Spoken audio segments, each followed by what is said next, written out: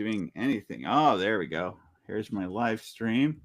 Um, okay, it says that we are live. I'm not seeing it on our stuff here, but Is it on the main yeah, channel? it says so. Yeah. So we might have to test this first and then go. So this is Yeah. oh yeah, I'm linked to it right now. I can see us.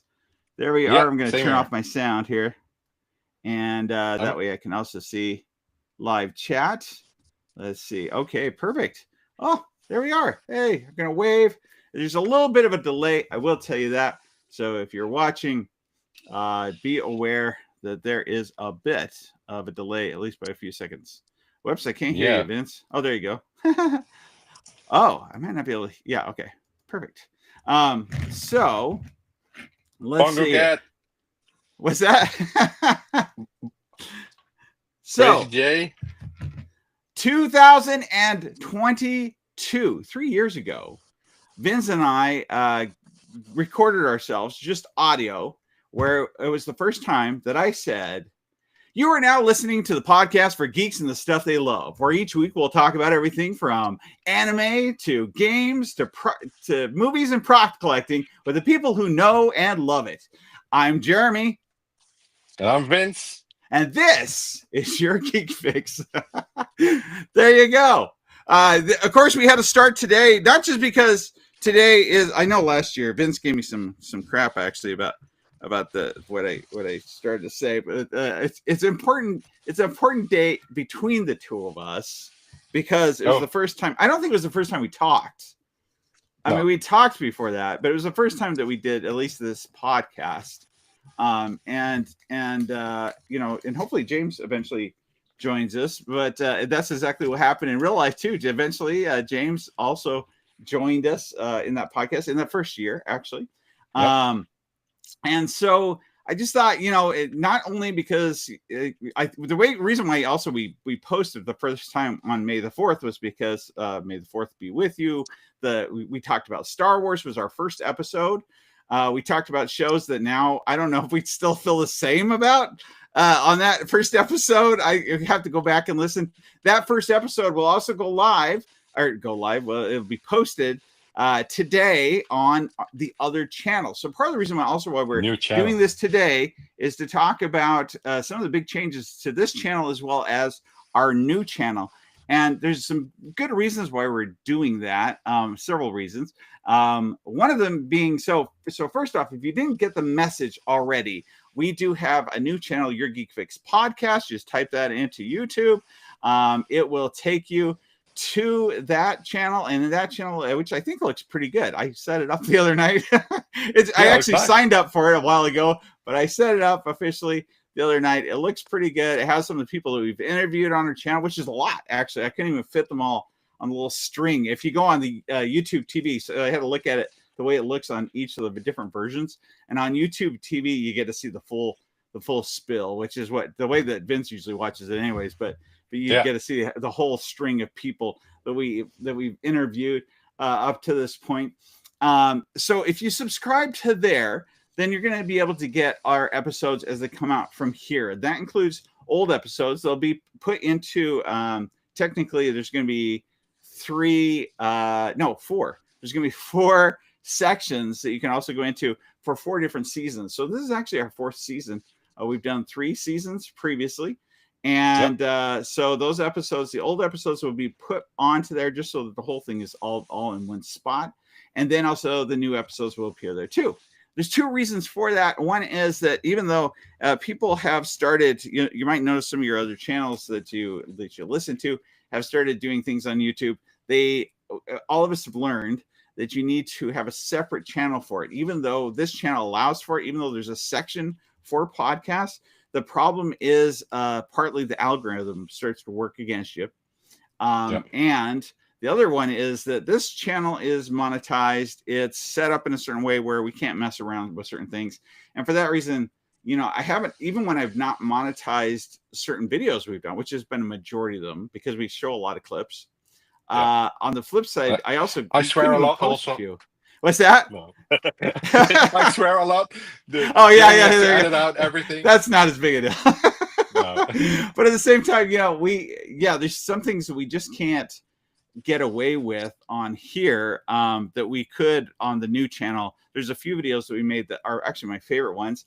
Nobody's ever seen except for Vince and James have been able to see them.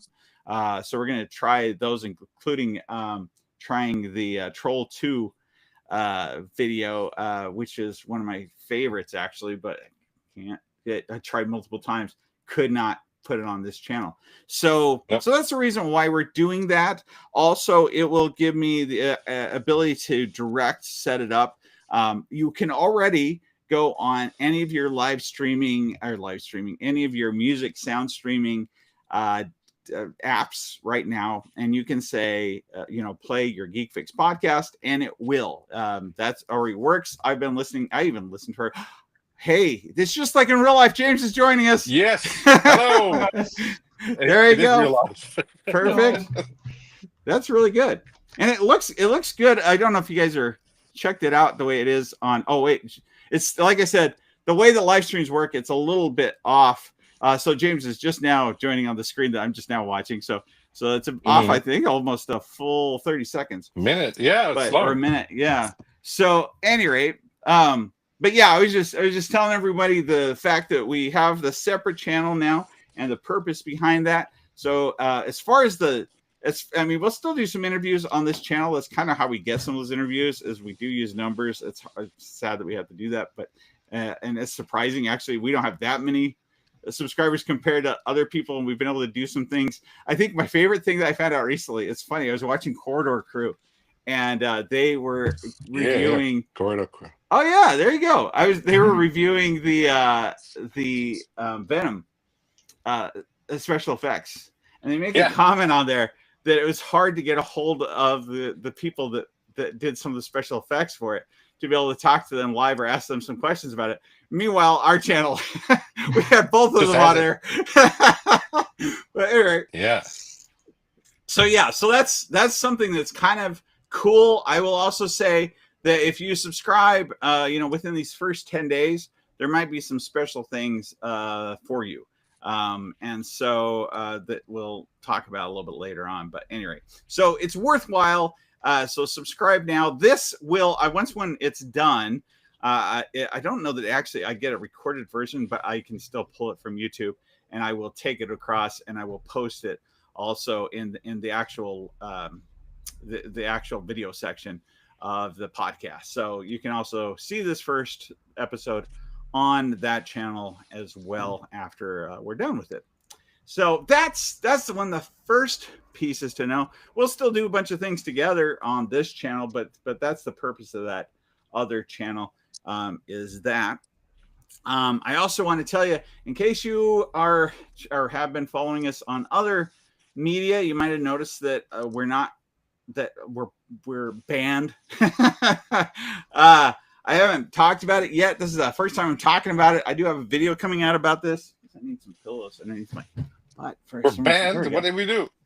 There we go. Yeah, what do we? How bad are we? So I haven't talked about it yet, partially because there's law enforcement stuff initially. Then there was also I'm trying to work with some other people right now on it. Unless they have some interest from some other YouTubers and people that have been hit by this, I don't know if I'm going to get much help from other people. But on the flip side, so what happened was I got a message. As you know, we collaborate, right? And we get collaborations. I do a lot of things for different companies. There's one that I've been working with for years. And somehow I got an email from literally the name of the person that I usually get an email from, or at least they use their name, said, hey, so-and-so's not around, but we need your agreements kind of updated, which are our agreements that we do. And I said, sure. And they said, you just go into DocuSign and then sign it. And I mean, scam. It was a fake DocuSign. It looked 100% right.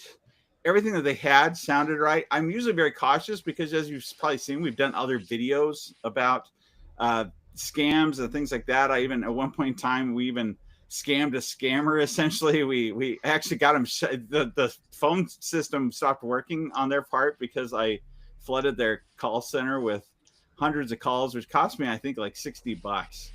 I can't remember, $50 or $60, because you can do almost like telemarketing kind of thing. I signed up for it and sent this message a million times, basically to their phone, and then they turned off their phones, and suddenly it didn't work anymore. So I felt pretty good about that. But yeah, usually I'm pretty cautious about those sorts of things. And then this time, it just there's no red flags, to be honest. The reason why, luckily, I did catch some stuff on it, and I knew right away it was a problem, was as soon as I clicked it, something just felt weird. And I looked up at the URL, and it didn't say DocuSign. It said DocuSigns, had an S in there at the end. Mm-hmm. Oh, wow. So they had basically the same URL with one S added. And so I turned things off. I disconnected from the internet. I went back in time on my computer. I deleted anything that was newly added to my computer. All this stuff. I mean, I did everything I could do to clean sweep. But the problem is, I had already sent data, and so they had my passwords, my whatever. I thought I secured myself pretty well on it. Time went by, nothing happened. So this is January, I think, beginning of January. So kind of near the beginning of the year. I did several things, and I looked at stuff that I thought was that I cared about, at least, or that I thought maybe they would be interested in most. So like bank and things like that. Mm-hmm. Then February 17th, I'm even out of town.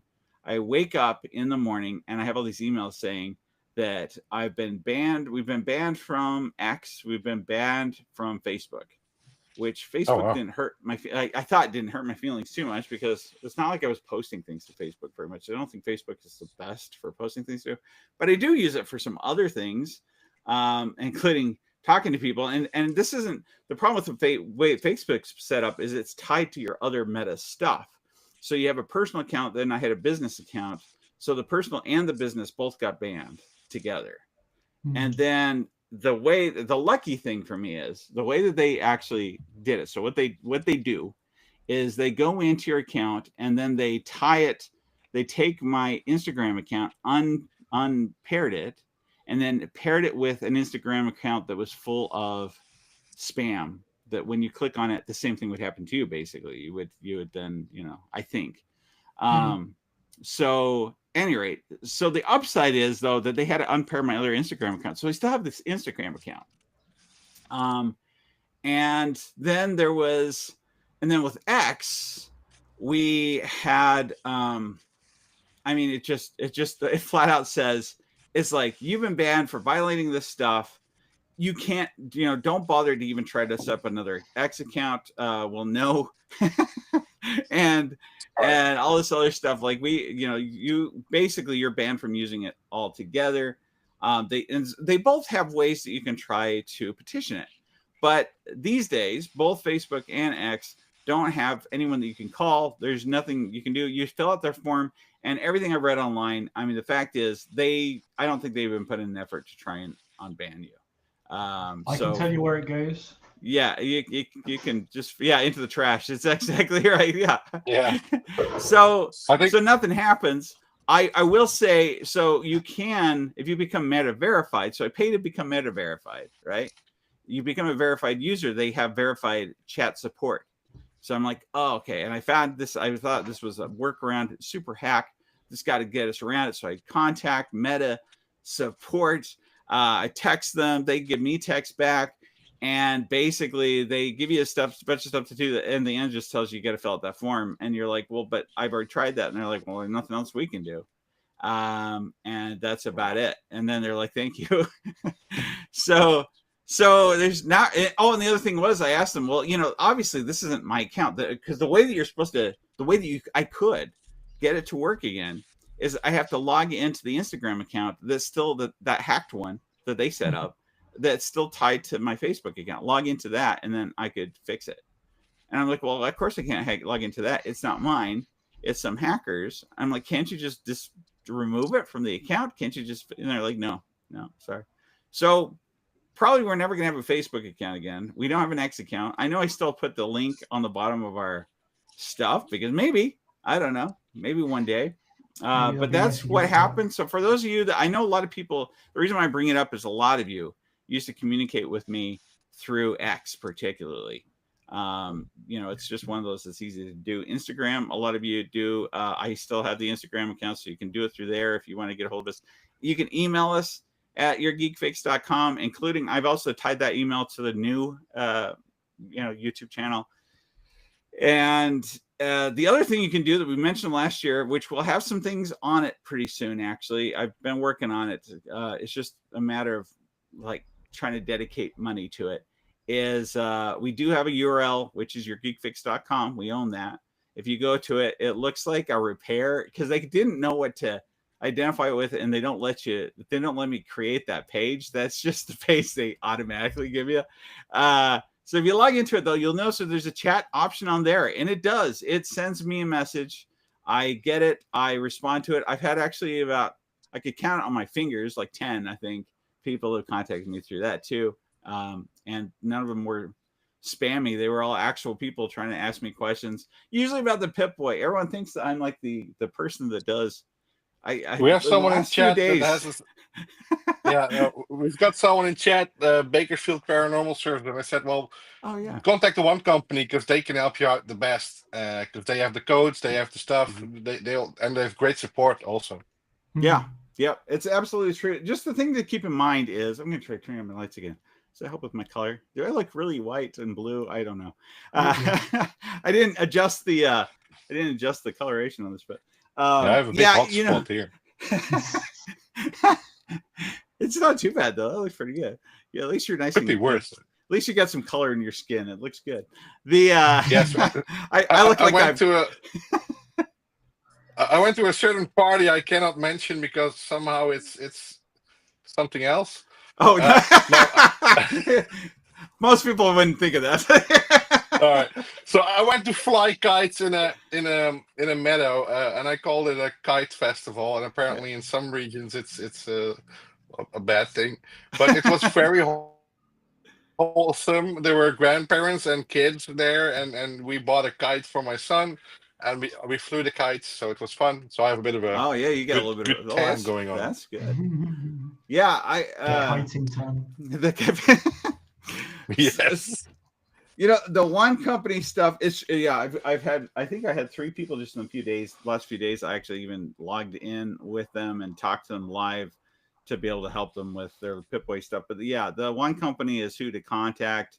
They are so good about replacing things, fixing things, doing stuff. I'm going to talk about one of their newest products here in a few minutes. This is actually the biggest deal that's ever happened, probably up to this point for them. But at the same time, you got to keep in mind if you write comments or you're getting frustrated and things, it's a very small company.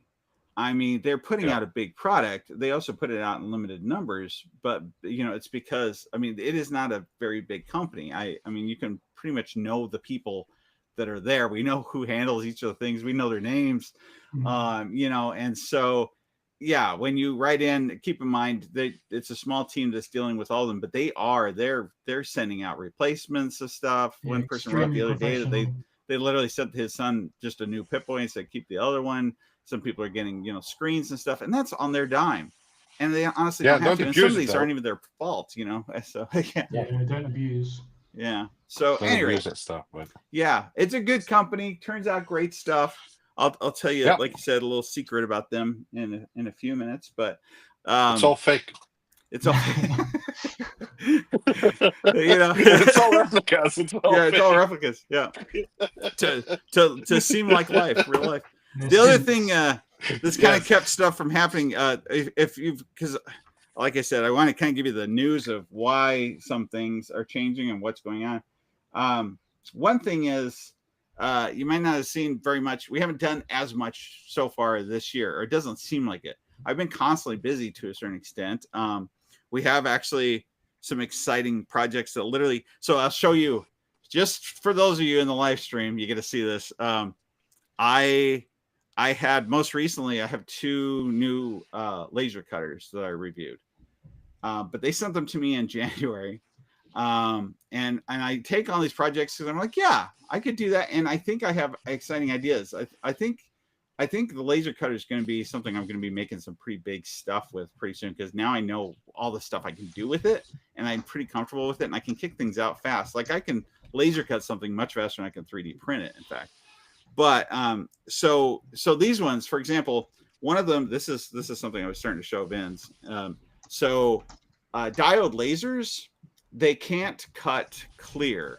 And so, when it comes to cutting or etching clear acrylic, that's something that doesn't usually happen. But I showed how to do that. I don't know. I don't have to turn this light off to be able to see it a little bit. It's not bright enough for my lights in the room. But at the same time, so behind here, this is all 3D etched. So you got the 3D Iron Man etched into it. And then on the front, I etched all of that. And I show how to do that with clear acrylic. The only issue is I also, if you're hearing any bumping and things, my family's all home at this point. My fingers, I have blisters and cuts, micro abrasions all over my fingers on the ends because I was stupid and wasn't thinking about it. The easiest way to do part of it is with your actual hands. The problem is these are small cuts into essentially glass, plastic glass, and so yeah, it just messed up my hands hardcore. Big old blisters and things. Anyway, that's what I did for one project, and then the other one I did this. So this is a Radio King lunchbox. So I'm combining 2 things from Fallout, right? And it works. So by the end of the day, I'll be able to turn it on. It lights up. It plays. It plays both the radio. It also does Bluetooth, and it has an SD card, so I can play the actual channels and stuff or stations from Fallout. So anyway, so that's some projects. But the reason why I didn't turn them out early, and the reason why we haven't had much coming out is then I got hospitalized. And so now we got a green screen on you, Vince. And so the let me close that. So yeah, I got hospitalized. I had a kidney stone, which I've had kidney stones before. Maybe a lot of you had that experience.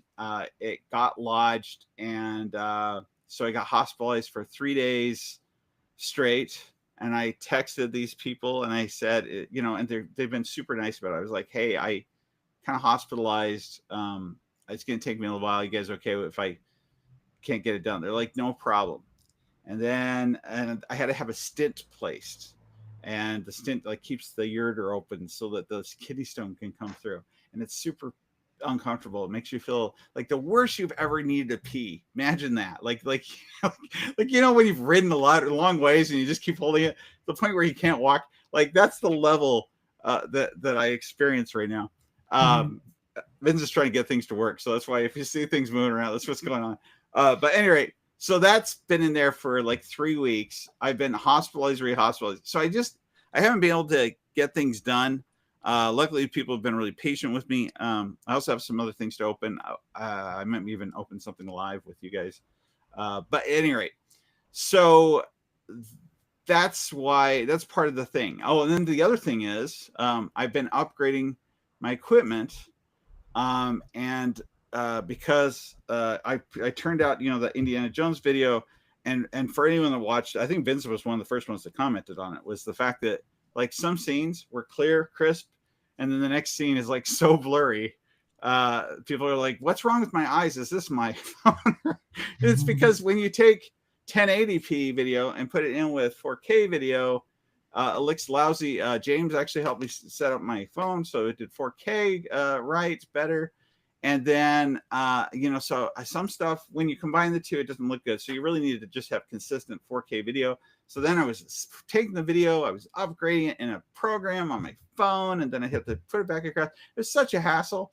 So now I've upgraded equipment. We did get donated with the camera I'm using actually right now. If you saw that video, that sort of thing.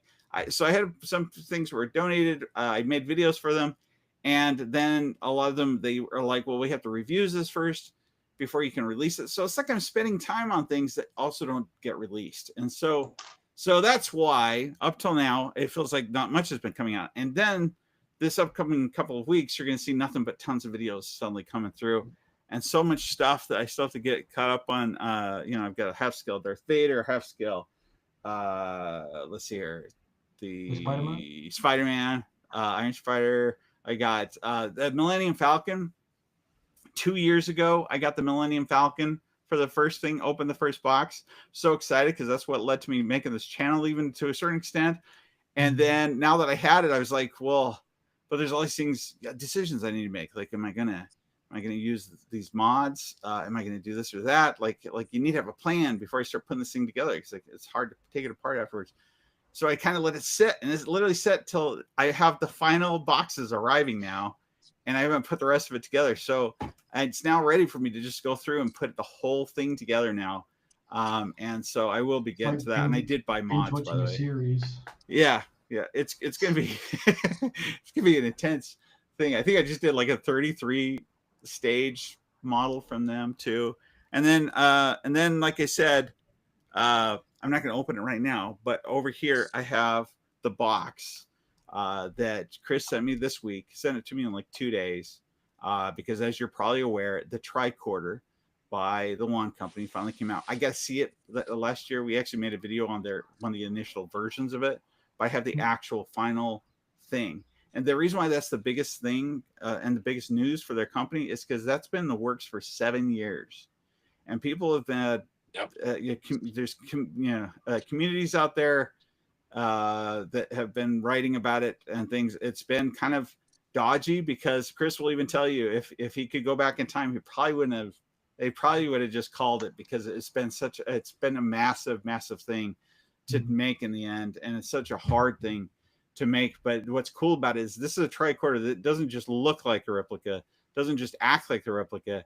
It actually does the things that the tricorder supposedly does. So like it reads radiation levels. It does. They went through and got the original recordings from Paramount of all of the captain's logs, and so clean as they could be, straight out of the studio, and put them all on here. So you have full access to all the captain's logs, and you have the ability to make your own. The Tested just recently did their review again of it, and which we went out to test it to show them last year, but at the same time they just did that, and they did bring up the fact, a mistake in doing this is that now everyone's going to want to jump into that SD card section. There's an SD card slot that's in there. They future-proofed it so they could add things to it, and there are some cool plans that are coming out. So this is all exciting stuff. This is all the stuff that we're going to be turning out also in videos. These are all the changes that are going on. But we also want to kind of sit down and talk about everything that's happened for us this past year, because I think we did a few episodes last year. I was going to look at it here. We did. When exactly our last episode was. I know, right? I was just thinking about that myself. I'm going to go into my thing to see. Yeah, let's see. So podcast-wise, it looks like the last one we turned out was... Whew, and there's so many of them. That's the other thing. Oh, last one we turned out was actually the interview, the Venom interview, technically, which was 4 months ago. 6 months ago, I guess I put the Vault Radio thing on there too.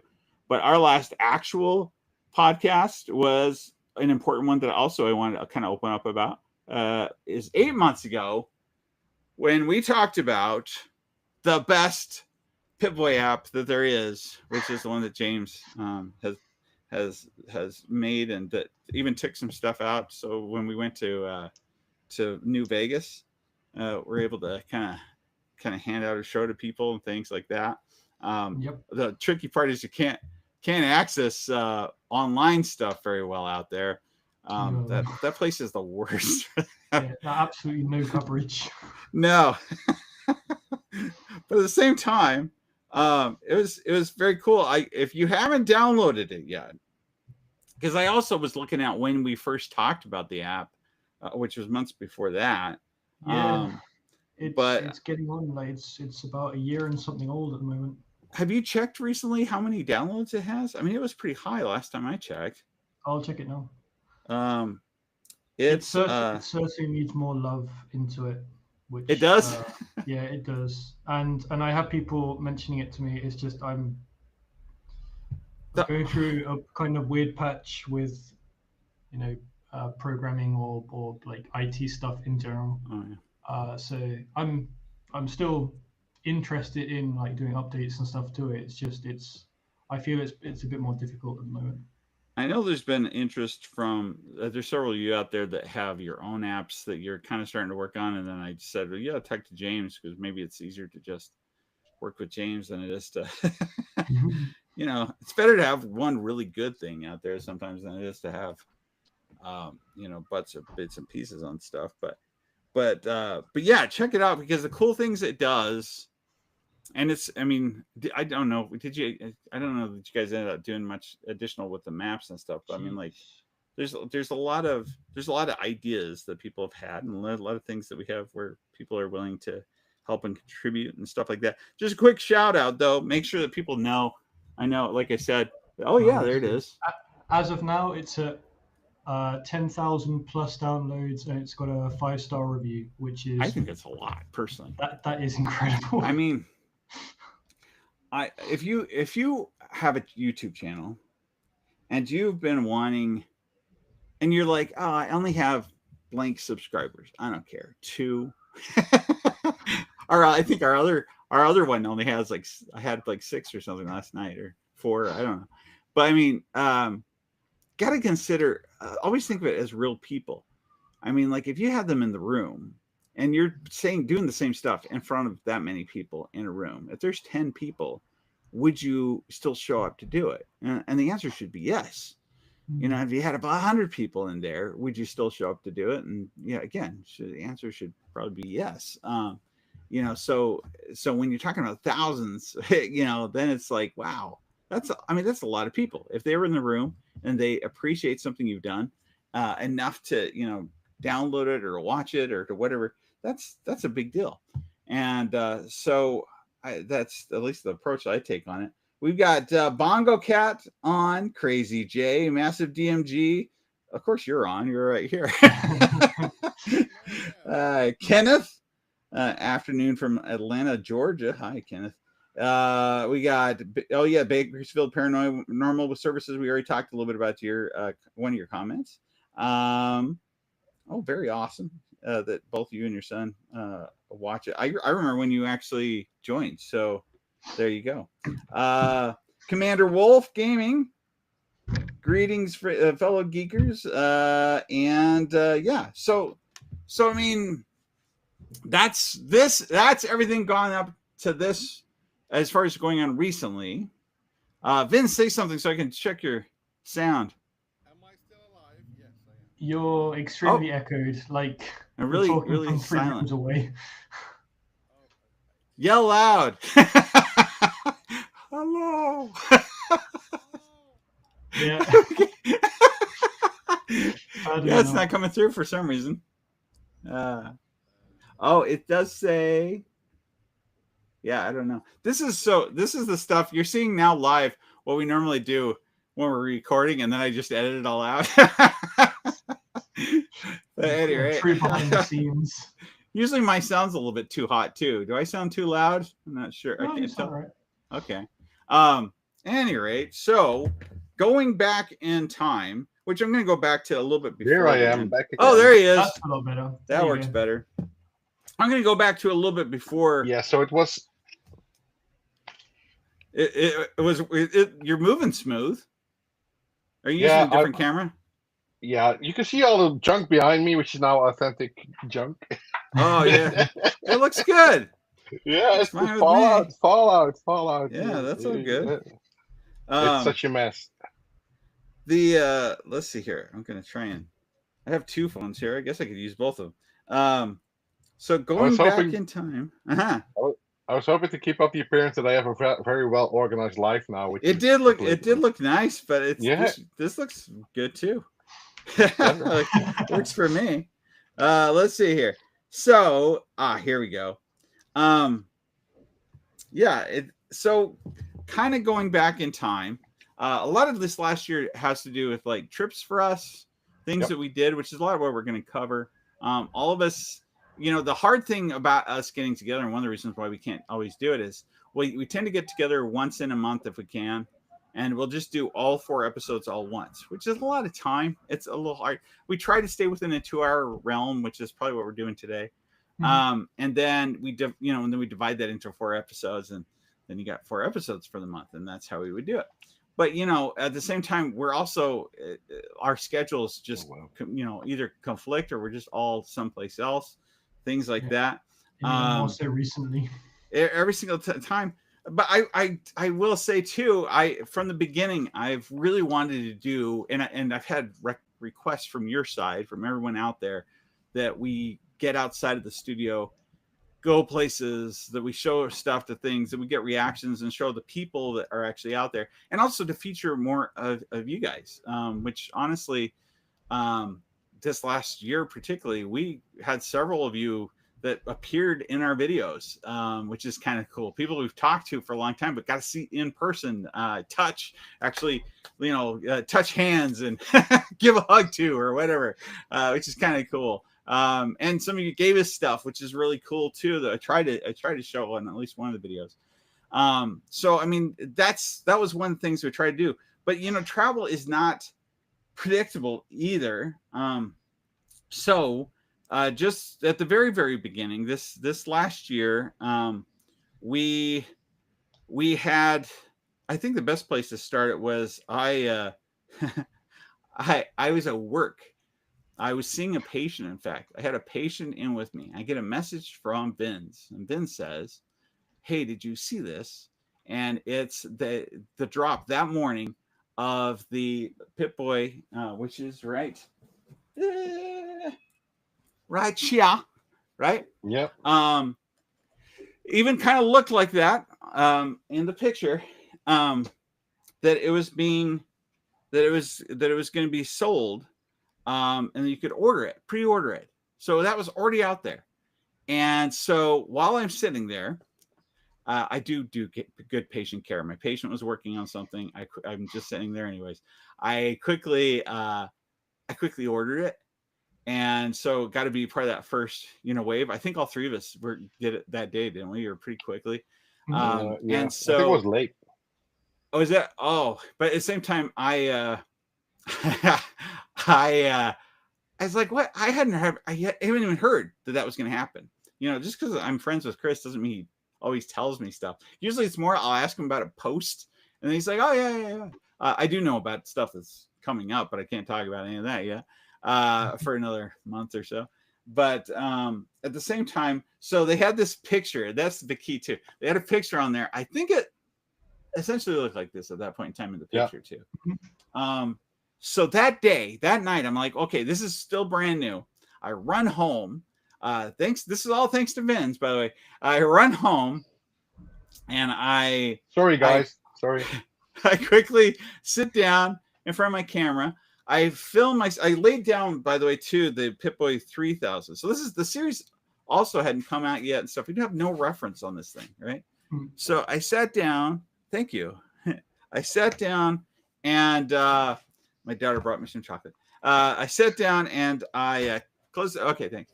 I sat down and I film this video, but my reference is the Pip-Boy 3000, the old one, the one with the phone in it and stuff. I sat down with that, so it's much bigger. I put it on the table as my reference, and that's where I held my hands and I moved around it and stuff. And then in post, I put in the GIF animation on the table, so it looked like it was, technically there. I said it wasn't really there. I said I can't wait to get it, but people were like, "How'd you get that already?" Yeah, and this and that on it and stuff. But yeah, I think it has 100, how many hundreds, thousands of views. It really blew up the channel. Yeah, it did pretty good. But at the same time, England's a different time naturally than I am. So by the time I'm doing that, Chris is asleep. But I emailed him and I said, "Hey, what's the deal with this? And can we talk to you about it?" And so he wrote me back. He's like, yeah, it's still early days. Like, I did not know, and nobody knew until we talked to him, that this thing didn't even exist for the most part. Like, I think he just got the model that he showed us that weekend on Saturday. He shows us a model that had vents on it. I think it even still, and what else did they have? The red button on the top. Yeah, it was a different paint this color. Was orange, I think. Yeah. Yep. Trying to remember, something else was not same about it, but it was the first prototype. The speaker grill, I think, was yeah, speaker grill's over here. Which is funny because I guess even then they planned that the speaker would be over here, but still. So he said sure, we could get together on Saturday, and we all sat down. And the thing about sitting down with Chris is, like, Chris could talk forever, and which is not bad because he has plenty to talk about. It could go forever and stuff, and he feels comfortable with it, which is awesome. So we got to talking to him, and a few things came out of this. I mean, that relate to us and this thing that makes us part of the what is it? Yes, yeah, it makes us canon to the situation. So we talked to him, and two major things that happened. One was I brought up to him, we have worked with Tested before in the past. They helped edit part of our third Pip-Boy video. I gave Norm Chan credit for that. So I know contact there. We brought it up to him, you got to take this to test it. He said, well, yeah, let's go out to test it. Like, let's go out. And you did? So I contacted Tested. And so they said, sure, that sounds great. That sounds really awesome. That, and I said, also, we could do the tricorder while we're out there. Would you guys be interested in that? And they said, absolutely. And so that was the plan. Now, before we went out there, though, just to give some notes on this. Also, this isn't just me either. These guys are also around this time are traveling places. So if you watch James's, I said to watch it around that year, wasn't it? That I said, when did you start doing the videos? Yeah. It was last year, yeah. Yeah, last year. Was it last year? February? James just takes the most amazing videos and goes to some of the most amazing places for if you like like the aesthetic, the riding in the car, even scenes and stuff like that. Videos. He's got the perfect touch for doing a travel channel. And it was beautiful. But yeah, so he travels quite a bit. Vince goes to a lot of cons. He's tied in with a lot of different. It seems like every time I talk to him, he's like, "Yeah, I'm popping over to Germany this weekend to go to this thing," and he will not just dress up at the con. Like, I think you basically have to go that way out there because you're kicking the train usually, don't you? Yeah. So I dress up as a Ghostbuster, and I basically go in public transport the whole day, wearing my outfit, and people just grab me. Like one time I was in Brussels there at the almost heading towards the con. And this guy was like, "Can you hold my baby? I want to take a picture." It was really insane. But it's easy because I don't have to change. I don't have to do anything. And the Ghostbusters outfit is pretty comfortable to wear and easy to have with all the zip pouches and everything. All right. Well, and then you have kind of a backpack setup that kind of looks like the pack, but then also has you have a tube so you can carry your posters and things in it and stuff like that. Yeah, it's a whole con setup. So I basically have like a preset backpack configuration that has like energy bars, drinks, and all that kind of stuff. And then it's just I buy that the day before, put it in the backpack, and I'm done. I'm ready for a con. You're good to go at that point. Yeah. I think it's a pretty cool setup. So yeah, but all of us kind of were going. I think pretty much that same weekend. That weekend, after we talked to Chris, I was actually texting Chris during that time because I tried to convince him he should come out. But didn't you also have Paul back then? Because we had a very busy. Oh, that's coming up. That's coming up. Oh yeah. No. In fact, the worst part about that, it's not just Paul either. Oh. We did three things, not just back to back. Even I'll talk about that in a second because it overlapped. Even it was intense. But the first week though. I went out and hopefully people have seen the video. If you haven't, go check it out because I'm very proud of it. I went to Vegas, and to jump off the stratosphere. That was the plan. Plan was I was going to go to Vegas, jump off the stratosphere, see my dad and my son because they're in Utah, and it's cheaper for me. Being strangely enough, halfway. I'm going to turn off those lights. Halfway, in the center of the United States, you'd think it'd be more expensive to go to Vegas than go to Utah or something like that to visit them.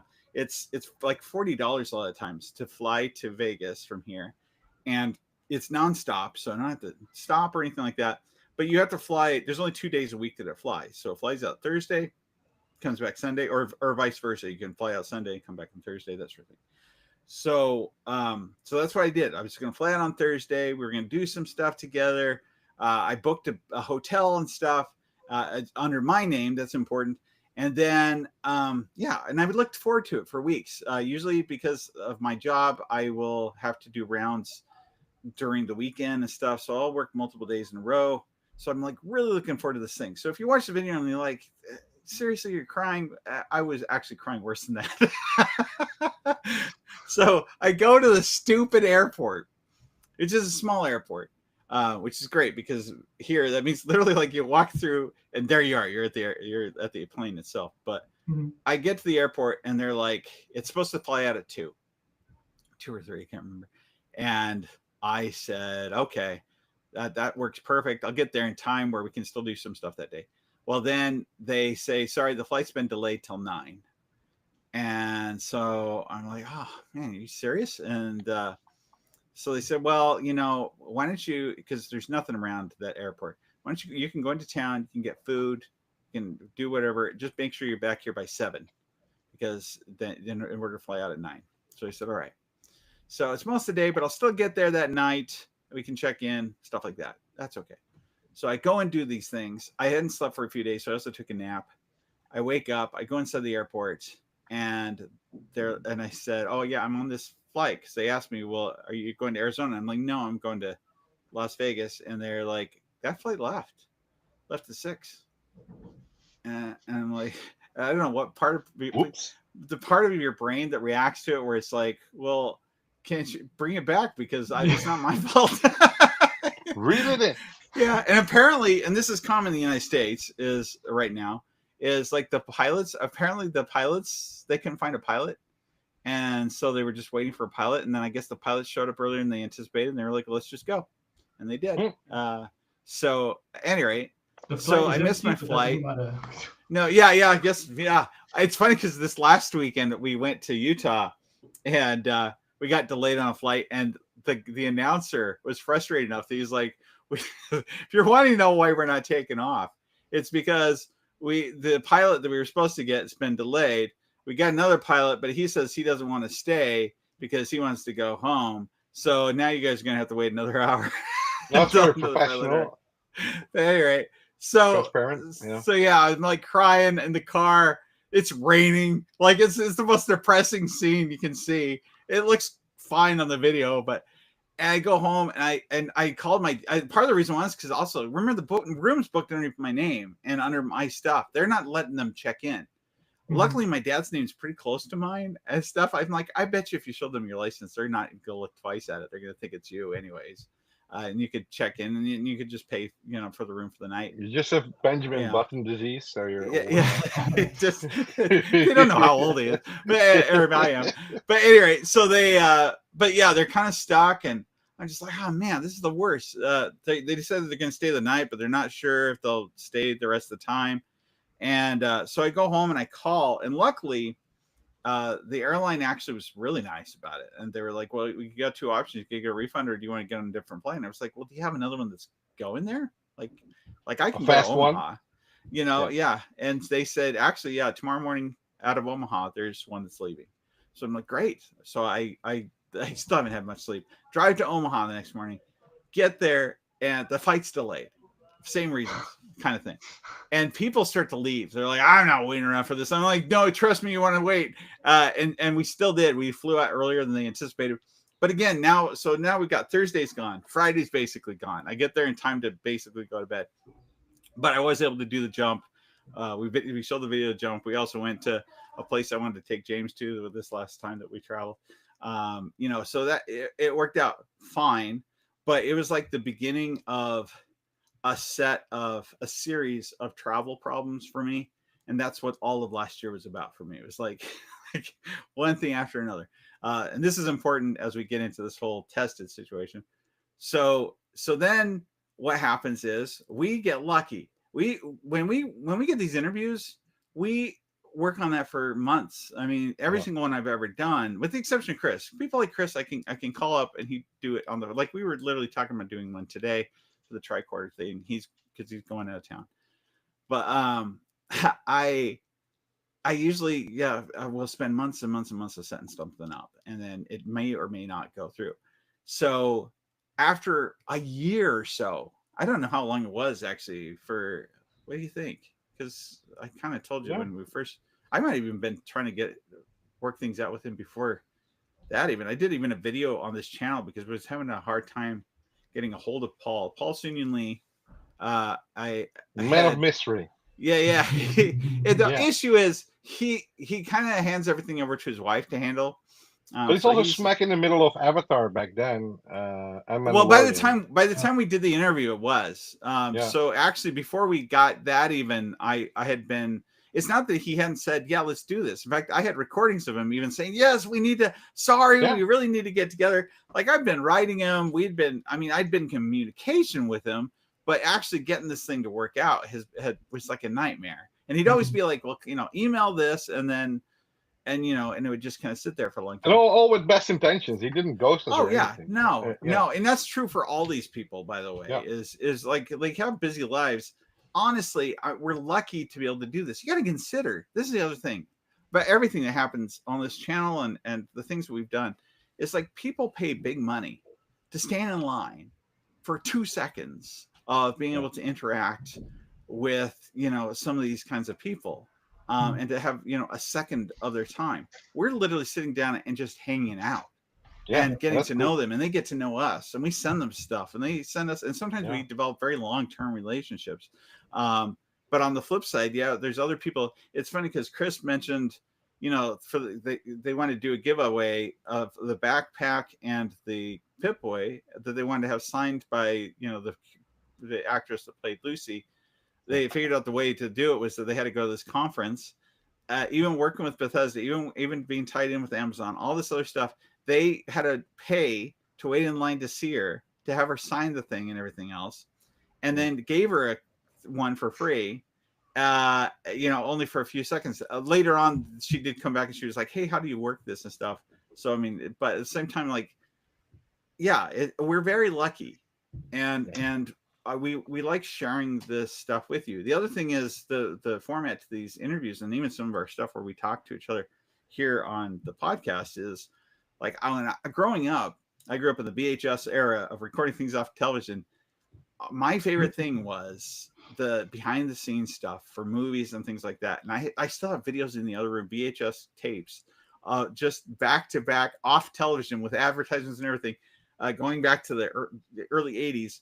Of behind the scenes stuff of interviewing people, and I always thought, man, it would be so cool to be able to sit down and talk to the people that things that we're interested in. And we did with Ben Hall and Venom, right, and that's the thing. And I want to put this out there too, is I was going to mention is that so Vince really set up a relationship with us for Sony, which honestly is mostly because of his involvement with the aspect of the Ghostbusters, the animated TV series from back when I was a kid, actually. And was redubbed, in Dutch.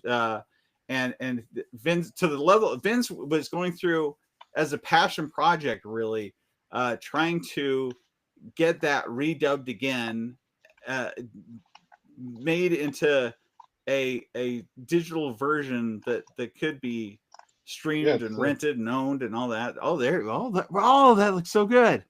The real Dutch Ghostbusters, yeah, that's his patch. So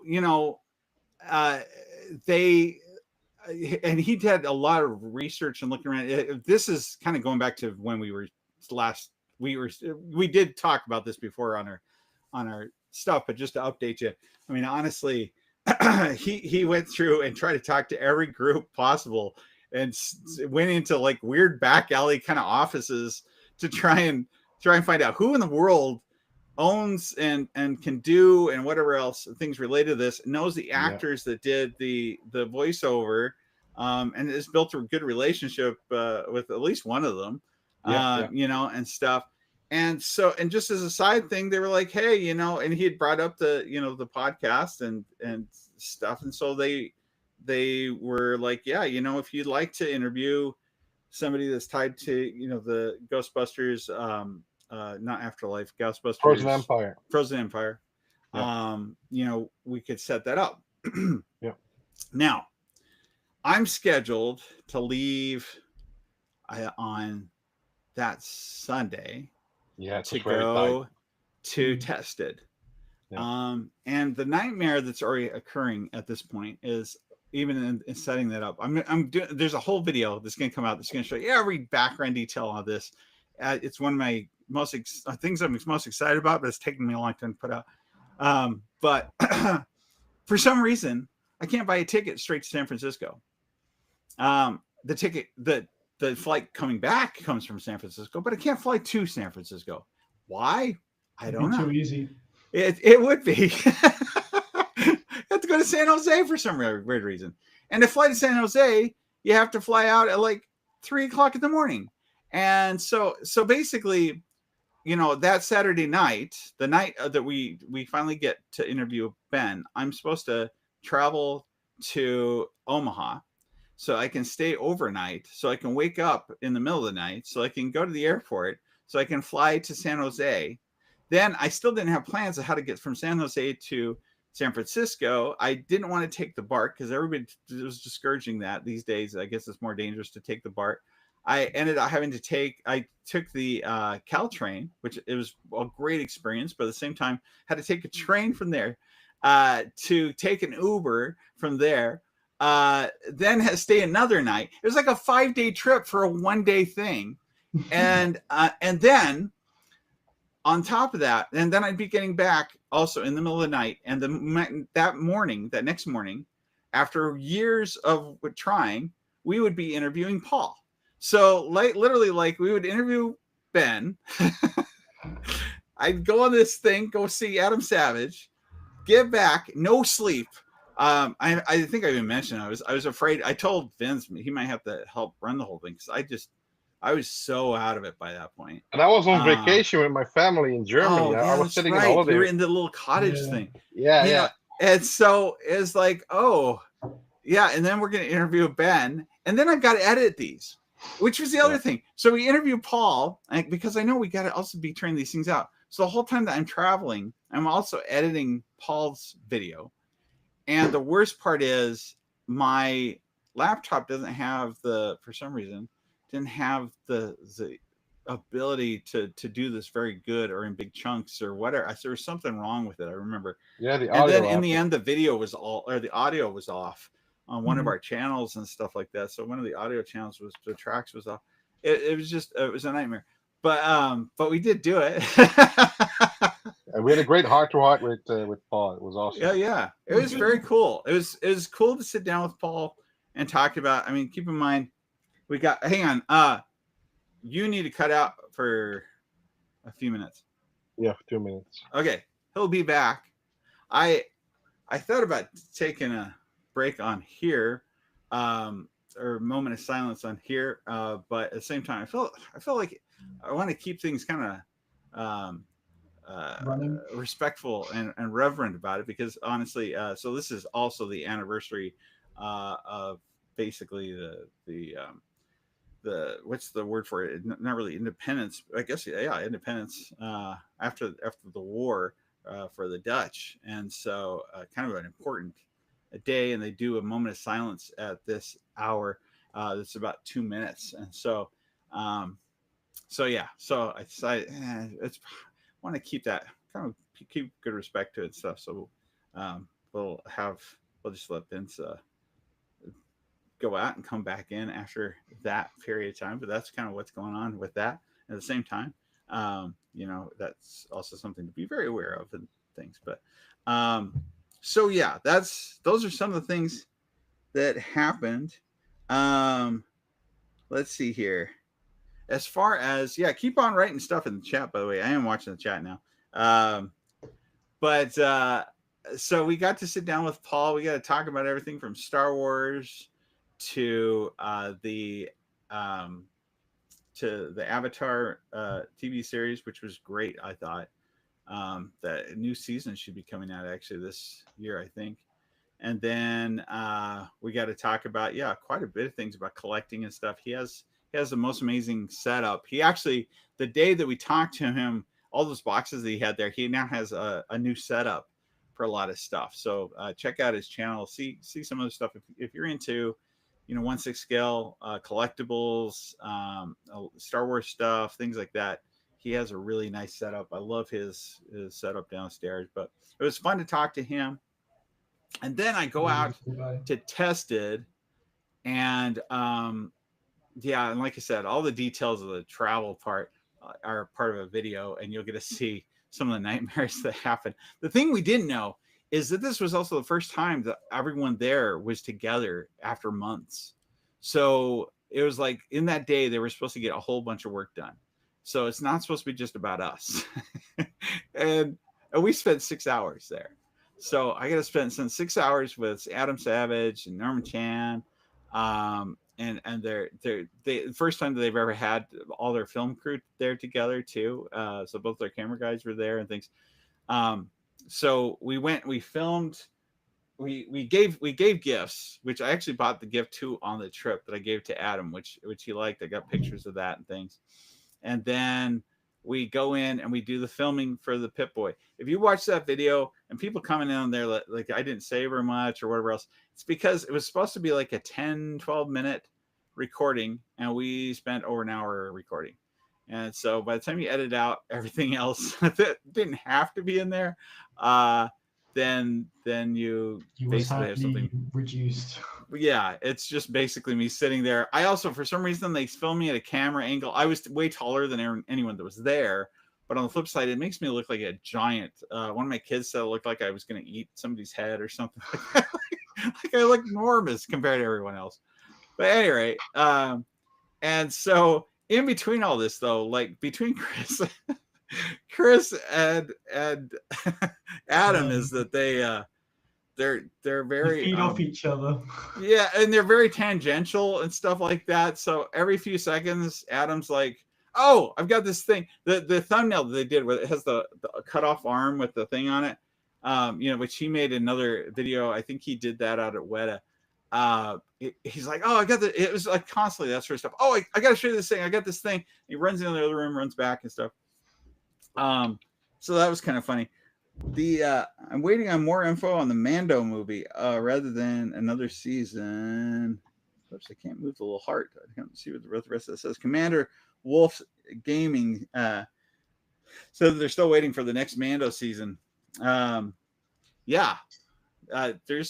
There's a whole movie situation going on with that, I understand now. And they're changing the experience at the Star Wars experience at Disneyland now to have Mando in it. So the new one, now when you fly the Millennium Falcon, he and Grogu are apparently involved. So wait for that. There you go. But anyway, so going back to so speaking of tangents. So Adam would like run into the other room, he'd come back out, he's like here's this thing and stuff. And then there was a point where Adam came to me and he's like, "Well, I've got this." He was trying to make the device from Aliens. Is it Aliens or Aliens 3, where they had the tracker, and the real one actually has a camera behind it, which they have to remove and things. You guys know anything about what I'm talking about? Aliens from the track. Anyway, so he was missing a part though, and it was broken. And I said, "I'm sure we can find that out." And I texted it actually to Vince. Vince looked it up really quick.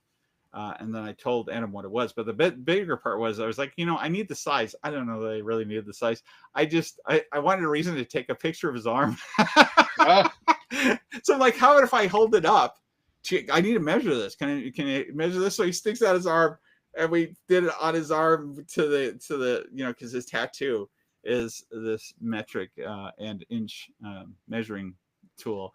And so I got a picture of Adam's arm that I was able to send over to Vince. But at any rate, I was really impressed with myself because he doesn't let you just take pictures. So like any pictures I had that were taken were actually taken by his crew that I then got to keep.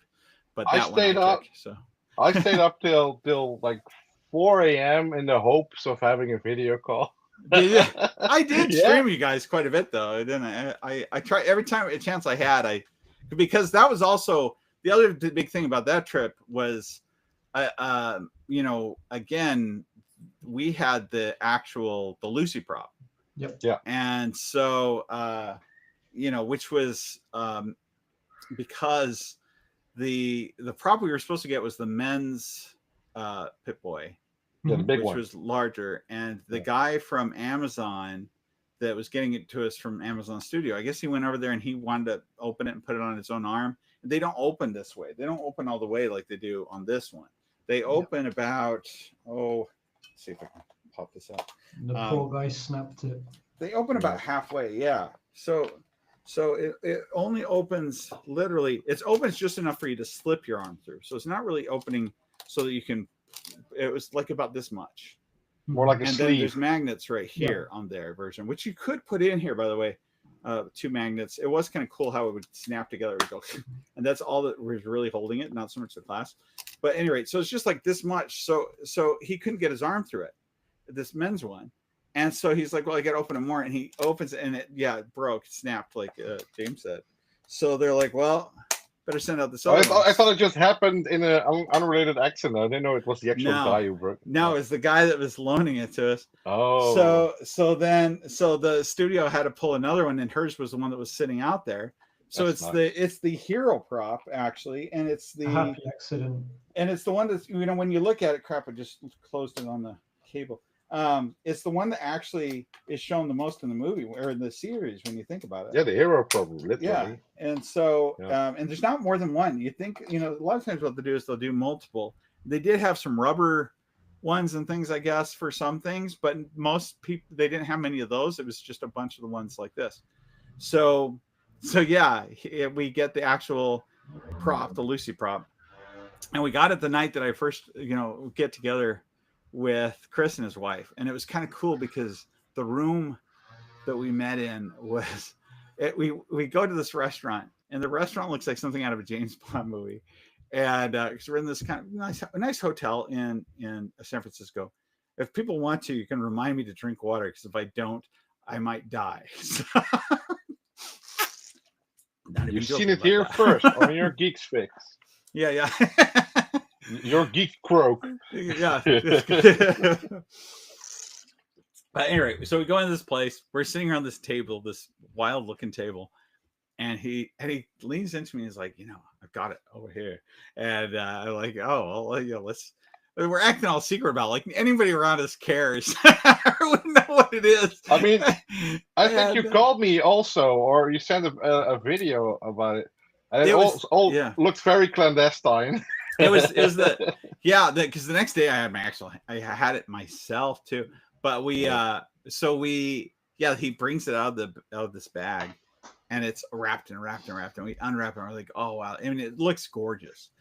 So the thing that I will say about it is it has a kind of a patina that's really cool looking on it. I mean, it really looks antique. It looks beautiful. And would be hard for them to replicate. They've kind of figured out, because you have to do multiple paint layers, and it's just it was unrealistic.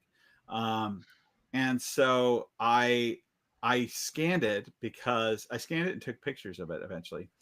But yeah, it was just beautiful. And we're like, so what do you think? What do you think makes it work? And he says, well, I think there's supposed to be like a phone in there. It's a small iPhone. And I said, well, can we open it up? And he's like, I don't know if we should. We figured out, actually, it's just held on. The front plate is held on with magnets, but you really have to pry it off. So it felt scary to do it.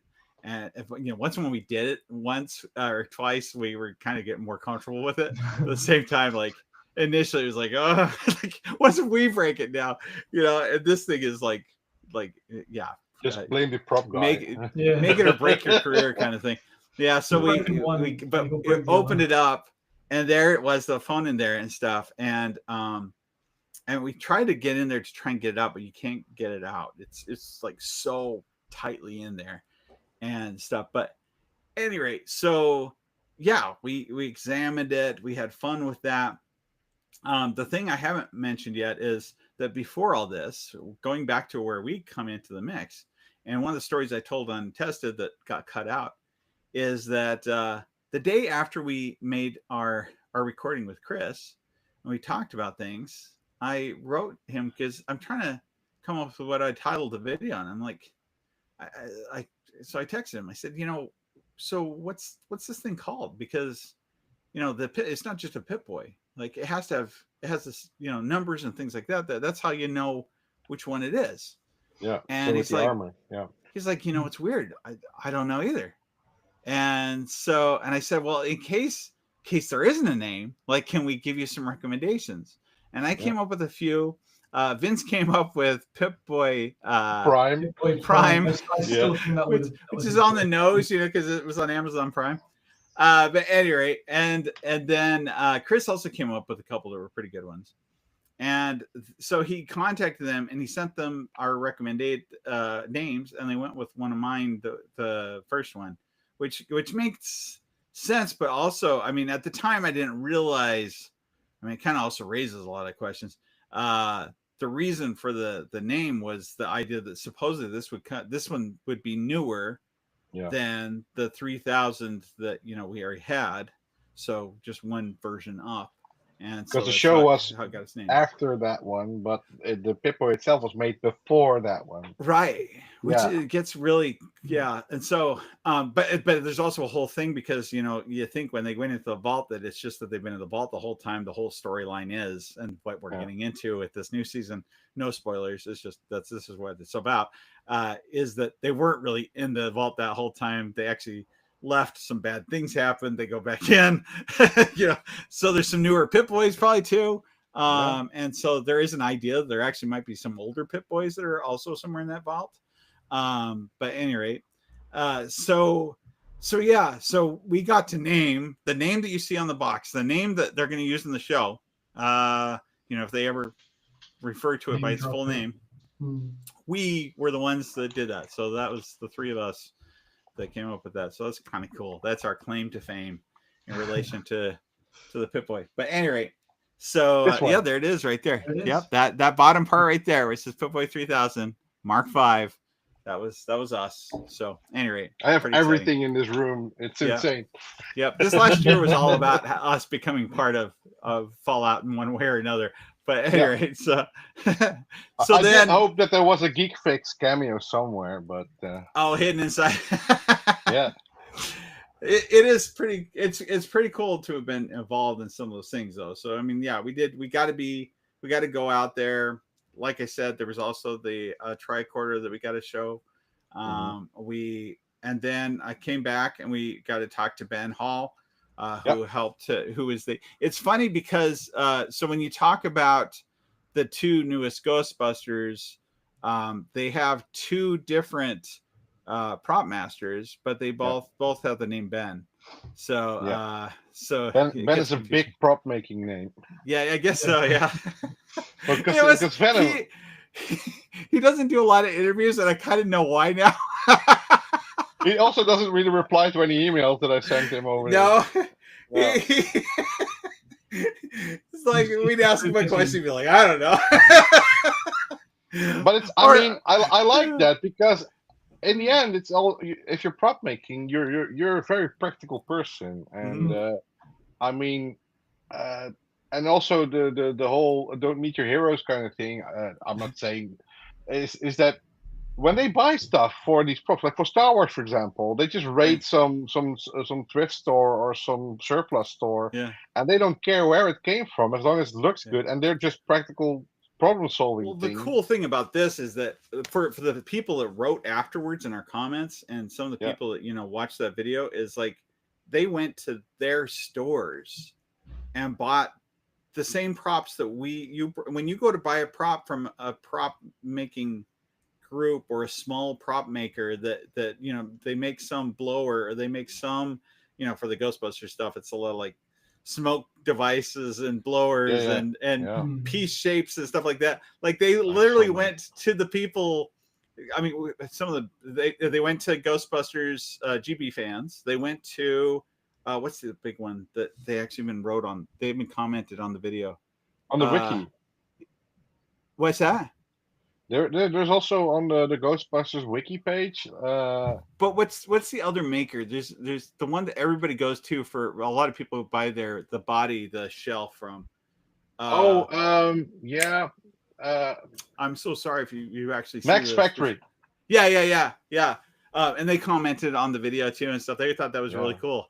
Because it didn't sound like they really knew. And the fact that they even hired somebody that's a prop maker, you know, that's the kind, you know, at our level to work on the movie, to make it, to help make a couple of props. That's the coolest story ever, I think. And, you know, and I don't think a lot of people knew that. I don't think some of the people that, that they bought stuff from knew that. I think view-wise, we didn't have that many views on the interview, but all the people in the industry have seen it.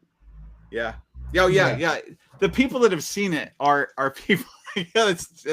That is very true. Actually wanted to see it. Yeah.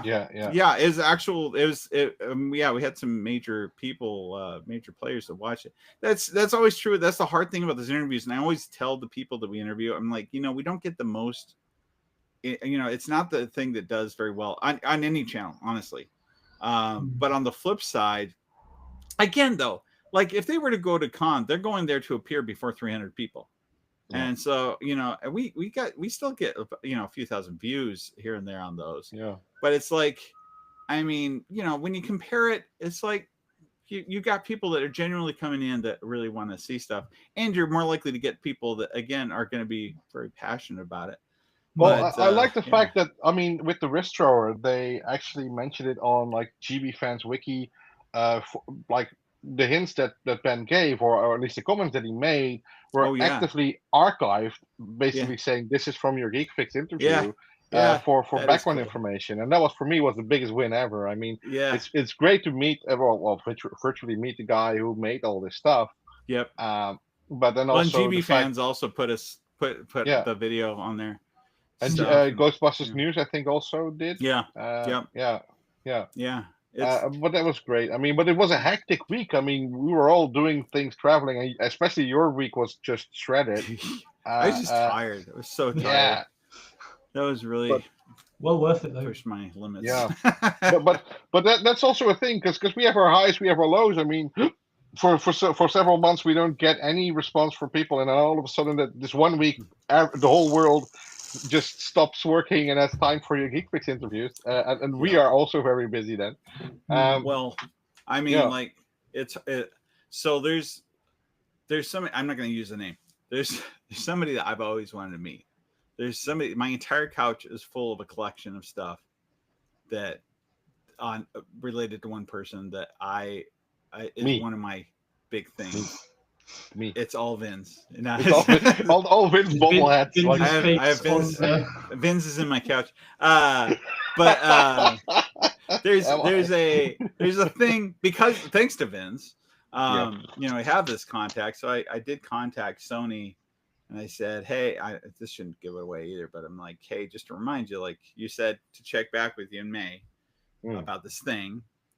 And so they're getting back to me on it, but you know, I'm going on a cruise in 2 weeks, and I also have to go to my wife's marathon next week.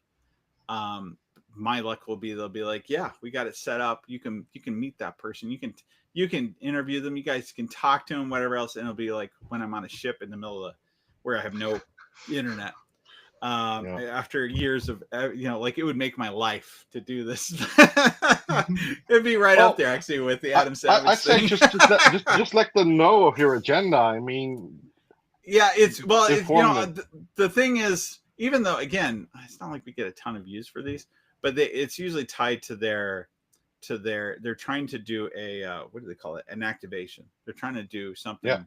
You know, and so they have kind of their own thing, and unfortunately, and I did tell them this last time that they hooked us up. But you have to take into account, most of the stuff Sony does is for digital. home release. So but and so they do have these kind of hard deadlines. But like with the last one with the Venom situation, I was like, it would really help though. I mean, it's super nice of them to let us do this. Like, I hate to ask for any other flexibility because honestly, like we're the ones that are privileged to be able to do this at all. Yeah. But on the flip side, I'm like, just because of editing and stuff, and the fact that they want to review it, which with the Ben Hall thing, or not Ben Hall, with the Venom thing, the nightmare that ensues after that, like you guys didn't have to deal with it. Luckily, it was so what happens is they have us do it. So we do the recording. Then I go through and I edit it, which takes a time. I mean, it takes time. We don't just put it out the way it is. And I have to. Now we do. I upgrade the audio and stuff with better. This is the best experience ever because I don't have to edit this. But at the same time, so you submit it to them because they have their PR department or whoever reviews it, and then they legal also. So I have to submit it to them, and they're like, we didn't. So there's some stuff we need you to remove because we talked about a few things that were related to projects that they did before they worked for Sony or that were not tied to Venom. They're like, we don't want that in there. I'm like, fine. So I edit that out. I resubmit it. They're like, you guys talked a little bit about AI stuff. Can you cut that out? Oh, it was multiple submissions and edits. And I'm like, and not just one chunk, but you like parts and pieces. Right. And it's getting shorter and shorter. So I think my first version that I put out there was like an hour and a half, and that was edited down. And now we're like getting less than an hour, like big chunks of things. But at the same time, like, by the time cool thing is, we had their time for so long, and it was a great chat, and that's something we'll always have. But and I have the original video, but But that's something that's difficult to also share with the fans and with the channel is that sometimes it feels over edited because there's a whole party involved. And it's hard to edit some of that out too because it doesn't make any. Then when you take out something, it's so tied into something else you talked about that it makes no sense. And you're like, something's weird about this, right? But I mean, like, so you do all these edits, you get it out there on time, or you get it out there to them and stuff. It's kind of a stressful thing in the end. So I did ask, just because of all this stuff, like if you can give us more time, that'd be helpful next time. But on the flip side, I mean, these are usually PR departments or groups that are slated related to their advertising and things like that you're working with that have the ability to set you up for things, but they aren't given the go ahead to do stuff without signing. You guys haven't had to sign any NDAs, no. NDAs, but that's also for Venom also, or Venom. I think I did actually. I did sign one on that one because we weren't supposed to talk about it before we did it. I think when you sign those, it's sort of like on behalf of all of us. Those ones become for the channel, but I do ones that are like. I mean, I was going to wait till the end. I'm so the part about the big thing that happens with Bethesda after all this, well, I guess this wraps into all of our other trips and stuff too, to a certain extent. But like, right after this little trip, and after we do these interviews, then Chris contacts me and says, "Hey, why don't you come out to IGN? Let's go to IGN together." In LA. Now I'm paying for these, by the way, just so you know. All these trips, like that wasn't on Chris or anything like that. I mean, this is on me, and which is fine. But I mean, like, just so you know, like I'm not getting a bunch of free crazy things. The only free trip I got last year was a very cool one. It was very brief for where I had to go, but at the same time, like I got to go to New York last year. That was on Fan Home. Did that. Hopefully I get to do that sort of thing again. I think I might get to go to Comic-Con actually. I'm waiting to see. Nice. But on the flip side, like know. typically though not. And honestly, the benefit of me paying for things or not signing an NDA, things like that, which sometimes is part of the deal that I negotiate, is that then I get to do whatever I want. Yeah. So the downside to that was when I signed that, it said that I couldn't, even if I found something really cool that was by one of their competitors or by there are other things that were out there, I couldn't film it. I couldn't post it. But because it was on. Are you allowed to discuss it since it's in the NDA? I mean, I kind of have. I mean, like I went to the Dexter thing. I watched that new Dexter season. And that was awesome.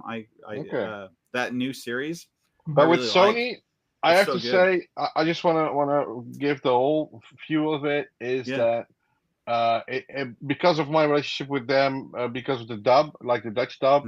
It has always been a bit of a gentleman's agreement kind of thing. So like we can get you someone, and it was never that solid or in a contract. No, and they're they're also, really nice with us in the fact that they're again. I don't think they're expecting much. They're just being nice to us. Yeah, and the cool thing is it's a small team of people that is doing the European digital home release kind of stuff. And I mean, I visited the Amsterdam offices, for example, of Universal and Netflix, and that's a whole different story. Which was the weird back road. Like, is this really what this is? Yeah. So Netflix in Amsterdam is like this weird, like urban area that doesn't seem it seems very dodgy. And then you just go inside this like a nondescript door. And then all of a sudden you're in this lounge that is like the Netflix logo with the blinds shaped like the red. That's pretty cool. Yeah, that's pretty cool. And then there's this lady there whose sole purpose is to kick people out. And so you go there and you say, "Hey, this is the voice actor of the Dutch dub of the real Ghostbusters," and that's nice. Get out. No. She's like, "Oh yeah, no, I've got something for you. I can give you our business card," and then you get a business card from Netflix that says. Oh, wow. Amsterdam@netflix.com, and that's the only thing you get, and then you're going to leave the room, and that's just the website or the email address, Amsterdam@netflix.com, and that's it. And I said, well, is there someone we can speak to, some licensing things or something? No, you just go to Amsterdam@netflix.com, you send them an email, and we'll figure it out. And pray. Yeah, and hope you. But it was fun. I mean, I spent a good time with Yuri, the voice of Egon Spengler in the. You guys have a good relationship. Yeah. I mean, also back and forth. He's a good help. Also figuring out. You got to go. You got to go to the premiere of one of the movies. Yeah. So it's a bit of a bittersweet thing. We're going on. Let's just stick with the sweet. We'll just do the sweet part of it. Well. I used to be part of the Dutch Ghostbusters group, and recent events caused me to leave. Basically, I was putting a lot of effort in, and I didn't get much back from it, at least from my perspective.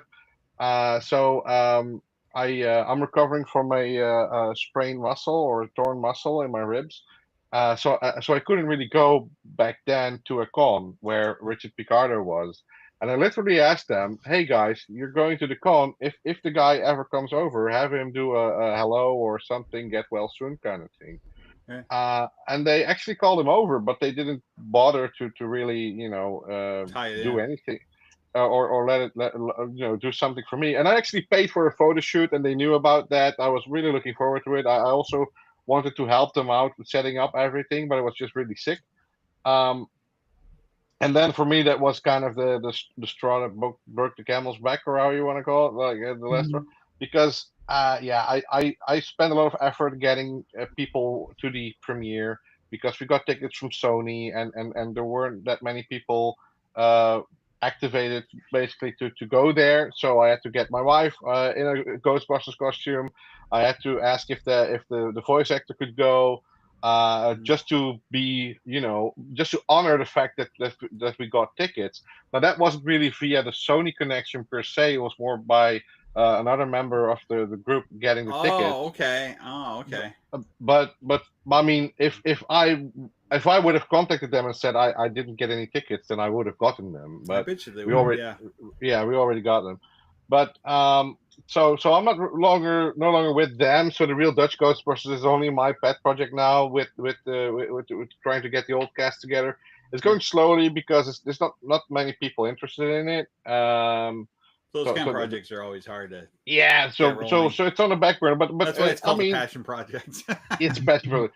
But I love the fact that it's a small company, and they really basically what I did is I just went on LinkedIn and figured out who was licensing director for Sony, and then it just gave them I had a premium trial still for a month.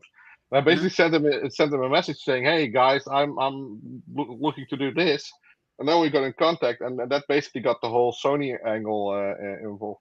And they're great. They're great. I mean, I'm happy to do. Because they were more interested in the podcast than in the cartoon, to be honest.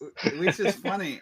I mean, they've been very nice about everything and stuff. The other thing I'm trying to do, I go to LA this November. All right. October. I don't know. One of those 2 months. I'm going to be in LA for a conference. And while I'm there, I've already got set up. I'm going to go to Prop Store. So I've already talked to them about that and stuff. So this is my first time. These guys have been Prop Store. Vince has been there twice at least, right? Yeah. And which last year was an big thing that happened last year. Happy accident. You got to go back just last year, and then but yeah, my first visit to Prop Store in person, bringing a gift that I made for somebody back 2 years ago to that person, and then I'm gonna visit Dan Lanigan and maybe one of his friends. What's the other thing? At any rate, the Sony part comes in. I'm going to go to Sony Studios. Oh, cool. And so I asked her about it and stuff. And so that's something that's apparently not hard at all. But I asked, are there still, is there any chance I could go to because there's not a ton of things to see at Sony Studios. No. And they do an informal tour. And she said that could definitely be done. But I was like, there's still people's offices there and stuff. You think you could get me where I can see some of those offices? But anyway, so that's some stuff I'm going to do. But it's because of it's because Prop Store, for example, also we reached out to them one time a long time ago. Yeah. I think before I met you guys was when I first reached out to them. Yeah. And then I did, and then it was like a year into our podcast when I did my first interview with them. Yeah, and then you asked about the R2D2. Yeah, all the best stuff usually goes to the England location because even though it came from the US a lot of times, because that's just where they have, and especially if you want cool Star Wars stuff and things like, oh wow. So that's the hose that they made from our picture. Yeah, exactly. Is it? Yeah. Yes. Cool. So the story is, Prop Store was auctioning off on R2D2, and on the R2D2 maker forums, astromech.net, people were wondering how much strength there were in the hose of R2D2. And I was like, hey, Jeremy, do you have a Prop Store contact you could contact? And asked them if they could make, or count or whatever. It was very, very vague, just like, could you check with them? And then I think the CEO actually came out and got his photo camera out and made like super high res. He's the big collector. He's the one that. In fact, Dan Lanigan's. I only found this out recently. The whole thing where Dan Lanigan got the crystals, or not crystal skull, the skull from the fertility idol from the first Indiana Jones. And as well as one of the whips and stuff that came from him. The CEOs who collected that. He's like the good-looking guy that's at Prop Store. Yeah, he's the one that's in charge of. Apart from me, he is a really good-looking guy. I gotta admit. Oh, he is. Straight as can be, but at the same time, like among all the other good-looking people, the England location is where he's located too. He's out where you guys go, but isn't I think around much. He's English. I think. Well, maybe not. I don't know, but he. He's the one that takes all the pictures for them for their guide and their manual. So he took that, for you. Yeah, and multiple pictures of it. Yeah, so the guy who asked the question actually went out and had these custom made to match the pictures that we did, and I just felt obligated to buy these from him. Well, that's so cool. Which I did. So this is basically how that came to be. I'll just show the Drew Barber. Let's. There's yeah, and I mean, I love the fact that our little podcast made this happen. I mean, there's not many people who are going to build a full-size R2D2. But if you ever need these kind of things, then I mean, that's great. Now it's more accurate. It's weird that we've had a role in so many. Yes. small thing. I mean, it's like, yeah, behind the scenes, most people won't know, but at the same time, yeah. And you're slowly, you've got a full scale that you're still. I have a parted out full scale R2D2. Yeah, I still need to build it and weld one day. Hoy un día, right, James? Yeah. Mañana. But yeah, so yeah, I mean, we've had this good relationship with them that they've hooked us up with things, and then we'll continue. And hopefully, this upcoming month, or hopefully actually June, would be a lot easier for me. I'll be able to have that additional little thing that we get to do. But you're going to Sony Studios and Prop Store then. Yeah, I'm gonna be. I'm trying not to play hooky, but I'm gonna try and go to as many things as I can while I'm there. I don't really like LA typically anymore. It's rough. But, I mean, it's just, a lot of stuff isn't even there anymore. Actually, when we had the opportunity, originally, one of the things that Sony was going to hook us up with that didn't come through was going out to Georgia, to Atlanta, Georgia, to visit the sets of the Spider-Man movie, because all the Marvel stuff that looks like it's in New York, that's actually a studio in Georgia. Kenneth might know about it. Yeah, so if he's still in chat. So it'd be cool. It would have been fun to go do that, but we'll see. But on the flip side, the other, when I say NDAs and stuff, I mean, the other big thing that started happening last year is I started working with Bethesda. So the upside to me going out to IGN with Chris was I started making connections, and I sat down one-on-one. The whole reason I was there was just for Chris. I just went out there to hang out. He thought it would be a fun thing to go to. You're like his IGN Live is not that fun, or at least it wasn't last year. You can basically do everything there in a matter of minutes, and then everyone kind of got bored as far as our group goes. But that's also where I met Fallout and Tunnel Snakes Full, Shimin Pan, some other people, and then that was also the first place. Todd Howard. Oh yeah. Well, yeah. I wish. No, the crew, the cast of the Lord of the Rings series was there.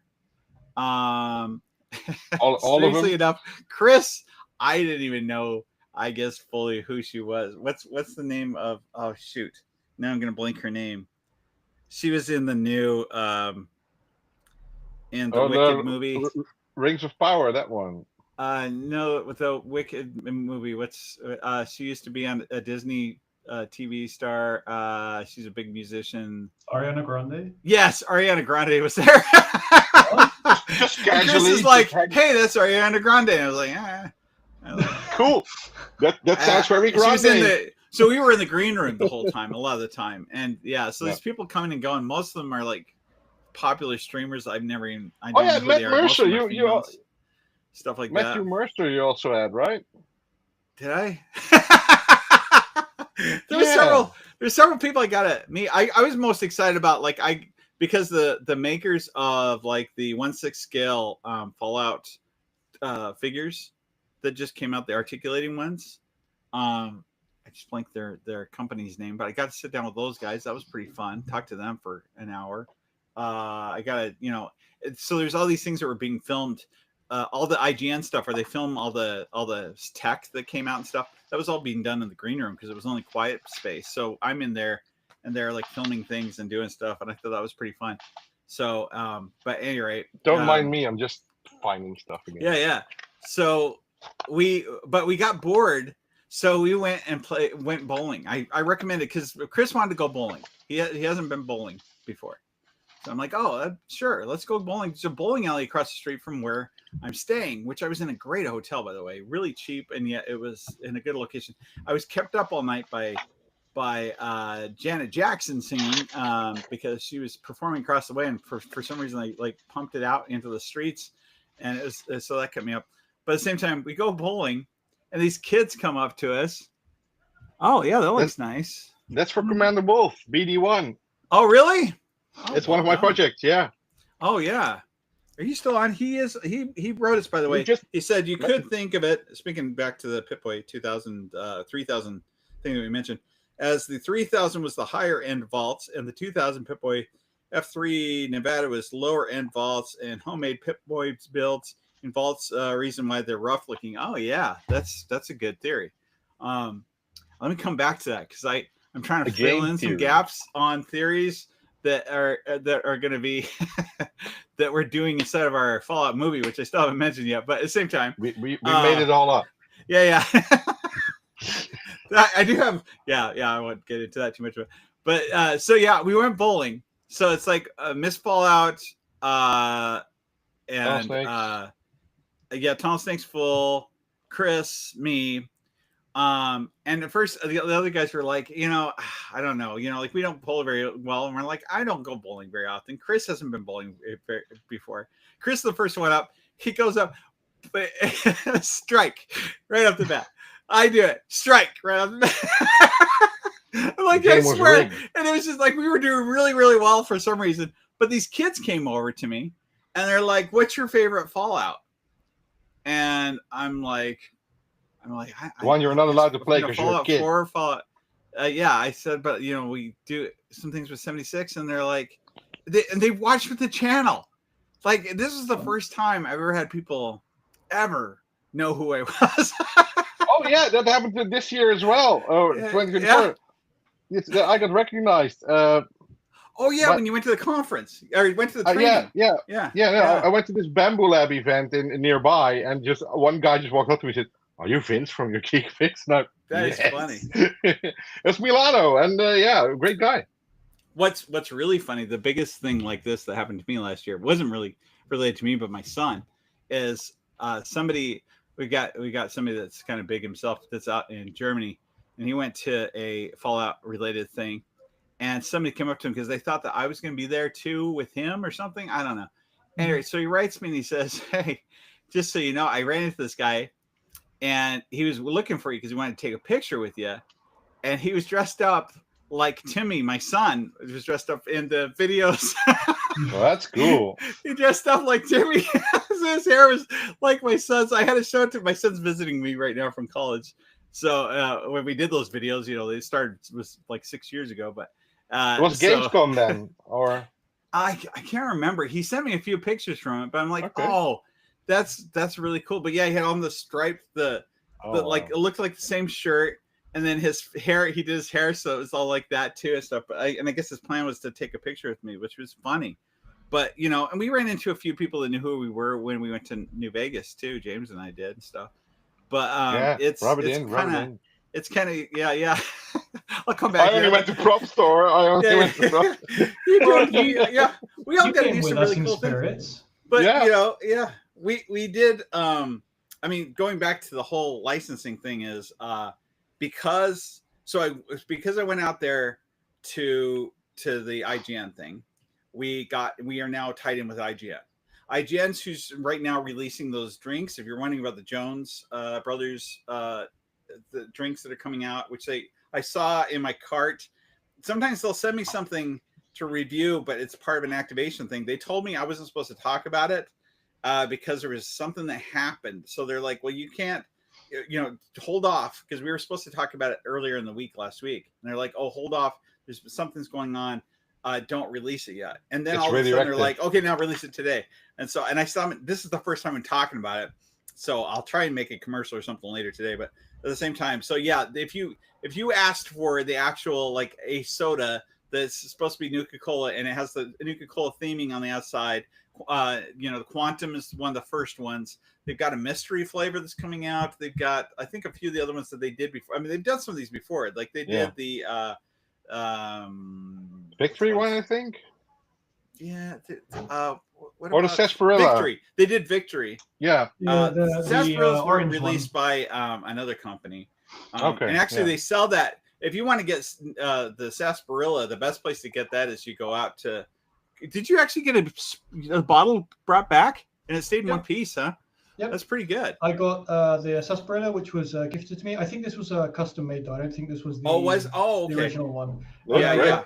I got this. You can buy them there at the Good Springs, but you can. And then I got the Quantum from Steve Jacinto. So like this is one of my prized props. Like I really appreciate this. Speaking of which, Steve came out to IGN to see me. I know he lives near there, but still, he came out to IGN and gave me his helmet from the year before and a bunch of stuff. He makes cool things. He didn't have to give me any of that stuff. I appreciate it. He's a cool maker. He made a kind of a feature appearance also in our videos that we did. We then saw him in New Vegas. You know, and so we also saw him there and stuff. I got to see his new, I think that's 3D printed, the new helmet he did. That you got a good shot of in back, and you did some great. All the film work you saw that came from there was probably James. That's New Vegas, so he also made an appearance in our Nuka-Cola stuff that I'm kind of starting to talk about. But at the same time, so yeah, we got the affiliation now with IGN. I do have affiliate codes. My goal of getting affiliate codes is that you get discounts, and I feel like you should get some kind of rewards. Oh yeah. Well, where's your other bottle I sent you? Where's the one I sent you? It's somewhere here. No, he's got the orange one there. too. Yeah, I've got all of them. What's funny about those bottles is, you know, so they have lead on them, so that's why you can't put liquid in them. So my wife's an epidemiologist. She has the certification for testing lead, so she can do the actual true lead. So she's going to test them for me, and then tell me the outcomes or show me the outcomes or let me. Oh wow! It'd be cool if she let me film it. Is it commonly known though that there's lead in them? Because I don't think that's the.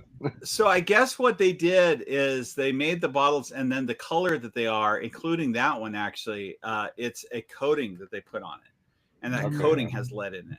And so that's why there's things on the outside. At the same time, it's very Fallout themed, which is, you know, this is dangerous. Yeah, this is toxic. It says like this collectible is not a toy. Yeah, here. somewhere on it though, it actually has like a don't consume or don't. Yeah. There's like actual like maybe it's online that it shows it. But at any rate, so yeah, there's that. It was pretty well communicated. It's not meant for consumption. Yeah, I mean, same thing with the bottles that Chris has on the backpacks though too. You're not supposed to. Yep. Everyone's like, "How come this is glued shut?" And it's, don't put liquid in it. Don't drink it. It'll be But at any rate, so where's my?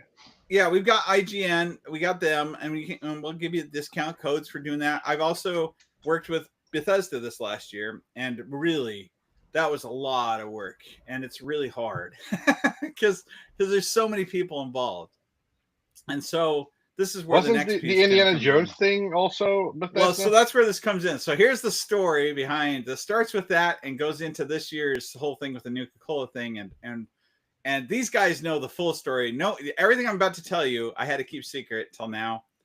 Probably still supposed to be secret, but I'll release it on here because probably won't be many people who know about it. So I get the right contacts. I'm closest to the person that actually is probably one of the biggest people tied to all this stuff at Bethesda. It's not Todd. It's actually somebody else. But you spoke with Todd Howard though. You casually mentioned it. Oh, I just had a chat with Todd Howard. Yeah. You did. We might be meeting Todd pretty soon. I mean, if you guys are coming to, I'm not supposed. Yeah. So anyway. So there's this whole thing. Okay, let's move on. Yeah. Can't talk too much about that. No, but at the same it's time, it's live. Yeah.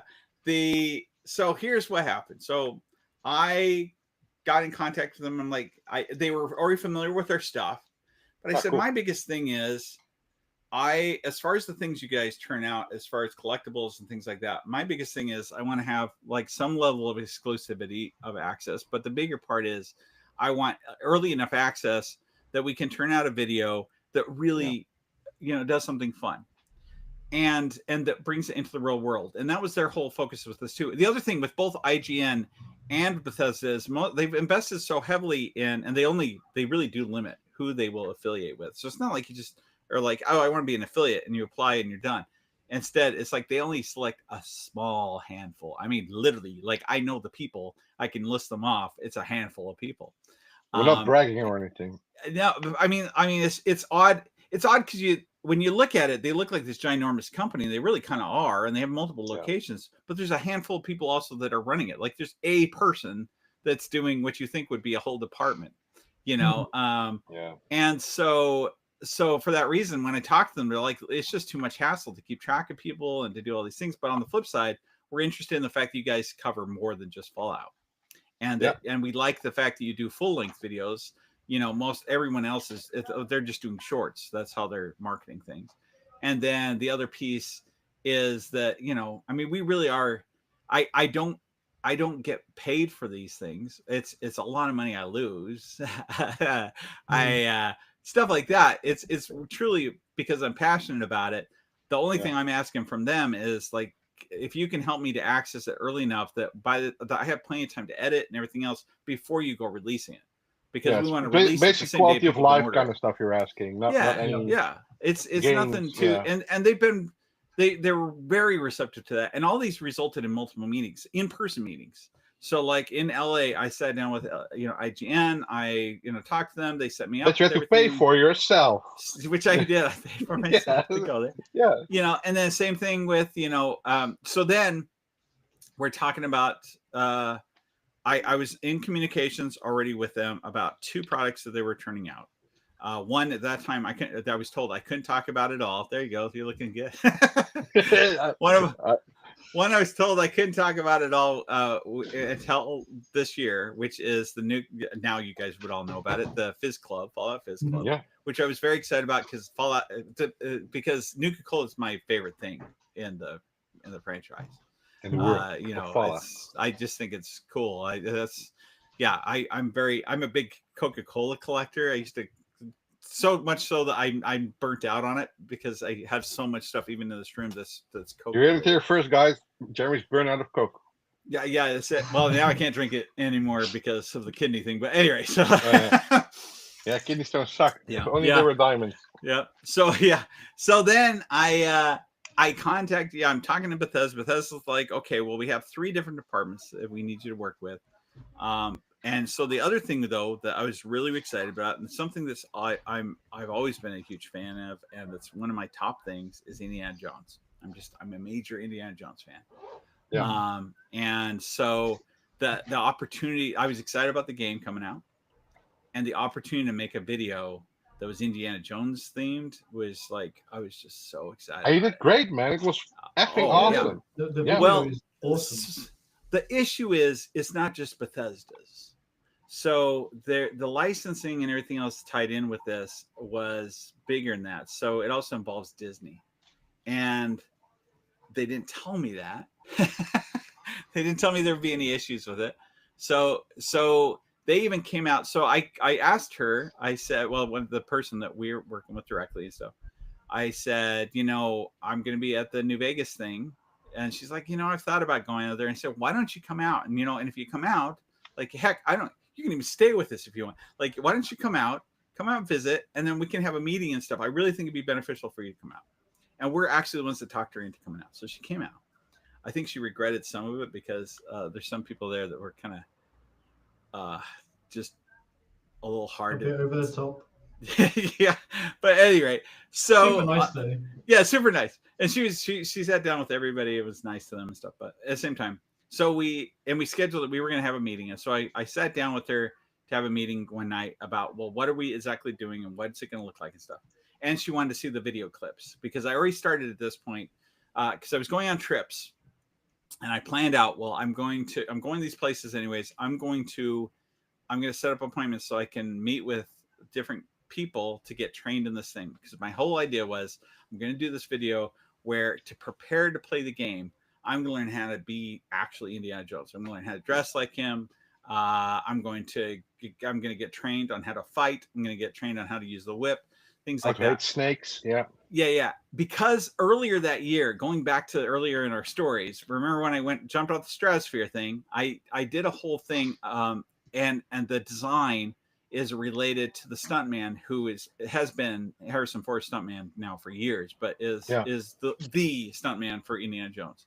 And he is now a director, and apparently originally he was the one that I was going to be working with. He was going to be the one that was going to talk to me about the fighting piece, but it was all going to be online. So that was that piece. But still, big name. I'd have him on here. Jacques the Whipper, if you're familiar with him from online, he was going to work with me on the whip. And he was being super great about that. The problem is he started traveling and things too.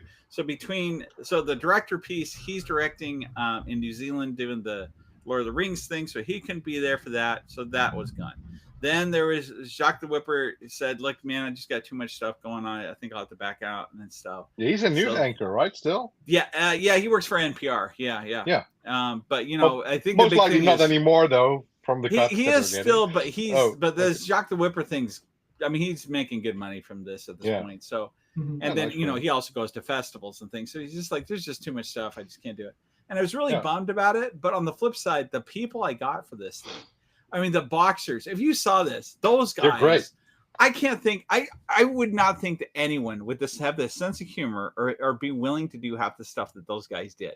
They came in there, they were excited and happy they gave me their time. That was all free. Like they gave me their time for free, and they spent a lot of time with me. And when I talked to them when I went live and stuff, their favorite part was later on in the video. One of them I remember back to what he says, and he appears in the corner and his voice is like an echo and stuff. He's giving his recommendation of how to do something. That was their favorite part of that. But and they're the ones that said how to knock out. So we practiced this knocking out, which I did get hurt, by the way.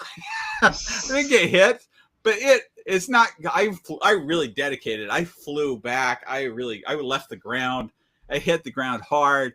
All that stuff, and then he's like, why don't you let's do it again from a different angle, and let's do this where you go into so like we filmed it more than once. You get to see that in the outtakes at the end. Ended up with bruises. Yeah. And then I came out to Vegas the day that I think you went to both things. Yeah, you did. Yep, so we did. I'd scheduled for the shooting part to do that on the same street actually where the guy with the whipping and stuff like that was, and so the first day, James and I went over and got trained on the whip, and I bought a whip actually from there. Yep. That he was super nice too. He was. That was I did pay him. I did pay him a bit. So I paid him, and I also bought the whip. So time and life, but he was really happy too with the video, and he commented on the video. And then we go out to the range, which was James's recommendation. So James was like, the only thing I want to do on the strip. For sure. I know I want to go to this place that I saw on YouTube. Oh. Yeah. And the reason I wanted to do that was because of the creatures. So a YouTube group which a lot of YouTubers have filmed there. Yeah, and they film in a special section. So they're like, and they pay for it usually, by the way. So it's the section we were in, this VIP section, which is where like movie stars and everything else, they go in there. They have like a little party room. They even serve them alcohol, I think, at that bar. And then at the gun range. Nothing better. Like guns and alcohol. Mixed alcohol and drugs. Yeah, fair enough. A lot of rappers go there and stuff like that. Like if you go online, you'll see a lot of videos that are put out by people. With you guys in the background. Yeah, and I worked with the owner. The owner, she is like a world famous, specialist. And she's so famous. I was kind of hoping she was going to do the training because I just kind of wanted to mix it up so we had like a female representation there or something. And I know she's a little bit of a badass kind of thing, but at the same time, so she comes in, or so she set us up to do it with somebody else. But we get there, and they set us up so Chris and James and I go in. James did a lot of the filming there too, man, and it looks so good. The videos we did plan. If you watch the boxing video, you see where I wanted to fly into each group, so I took my drone with me. I've used the drone so much last year. That is the best investment ever. But the problem is you can't fly it near an airport, and everything in Vegas is near the airport. Yes, so we were able to use it, I think, when we got to the whip place, but we couldn't do it. Yeah, we used it at the whip, but we couldn't use it at the gun range. Yeah, we couldn't use it at the gun. We tried, and it wouldn't leave the ground because it thought that we were in airspace, even though we were indoors inside this thing. But another great purchase that I'll also review is my 360 camera. So we set up the 360 camera. So if you're wondering how it is that we're shooting and filming on the other side where we're shooting, the 360 camera, we were told on multiple occasions that if somebody is shooting, if somebody has a loaded weapon, you cannot be on the other side of it. So we actually had to walk into the room and do setup and come back and stuff. But there was some shots that were James shooting, but the weapons were empty. So we basically shot it once, doing it that way. Yep. And then the James was on the other side with the phone. And then we had this 360 camera. And the cool thing about the 360 camera is you go in and post, and you can control the camera, so it looks like you're actually controlling the camera. Yeah. But so we shot all of that, and then I played. Then the plan was to play the game. Everything was working fine schedule wise. The whole plan was what they were supposed to let me do is they were supposed to give me early access to the globe and the game so that I could film it and I can edit it. Again, we can get it out on the day that it's released or at least close to it. And at the last second, they come back and they're like, I'm sorry, we can't do it. Apparently, Disney had to approve a list of people back in the day when they sent a bunch of YouTubers out to LA.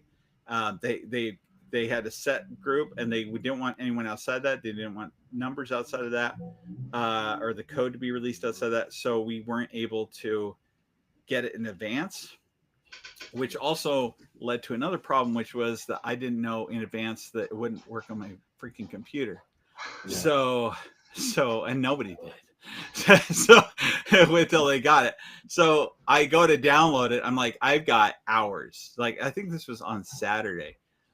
So it was very tight because you were chatting us about it. Oh well, and the worst part is here's the other problem. So I get the globe. I paid for it. I bought it. If you bought the globe, you got 3 days early access. Yeah, and that was part of the reason why I did it that way too. So I bought the globe, so I'd have the 3 days early access. I should still be able to film it real quick. It's only the last few minutes of the video. I mean, what's going to be hard? And so Friday I get the globe. And I have the code in there, but what was the deal with that? There's something. You need an RTX. Well, before that even. It wasn't. The code was there, but the early access thing, there was some problem with it for Steam or whatever. And so what you had to do is you had to submit to them because they couldn't because they had an error that they couldn't get stuff out in time. So they had to then. You had to submit your code to them, prove with your receipts and everything. So I had to take pictures of the receipts and everything and prove to them that you purchased it, even though I purchased it directly from them. And then they would email you the code. Well, so I wait. It takes 24 hours. So now we're into Saturday now. It just works, Jeremy. It just works. Yeah, sure. The way. So we're midway through Saturday, and now I get the code to actually put it into to download it. So I start downloading it. It takes forever to download because it's huge, right? Mm-hmm. So I download it. I'm getting excited. I've got it set up. I'm literally on camera. I'm sitting here with my controllers. The other thing was, yeah. So I got my computer all set up. I'm waiting, and then all of a sudden it goes bong like that, and this box pops up that it talks about the RTX thing. Yeah. And I'm like, well, crud. So I get my laptop out. It's also GTX. And so then I have to make this decision. Do I run up to a town that's 20 minutes from me to Best Buy, pay for a new card, just basically for this, really? Expensive I was card. thinking everything. Yeah. Now, keep in mind, everything is switching over to RTX. So if you don't have an RTX, if you have a GTX still, you're going to start having some problems. So you might as well, you're going to have a hard time. So I go up there. I get the best one that they had. Luckily, it fits my computer and everything. And works. I plug it in, and now it's working. And I'm streaming. The game fine. Sucks. I like the game. I like it a lot. I haven't played it. Yeah. Oh, it's so good.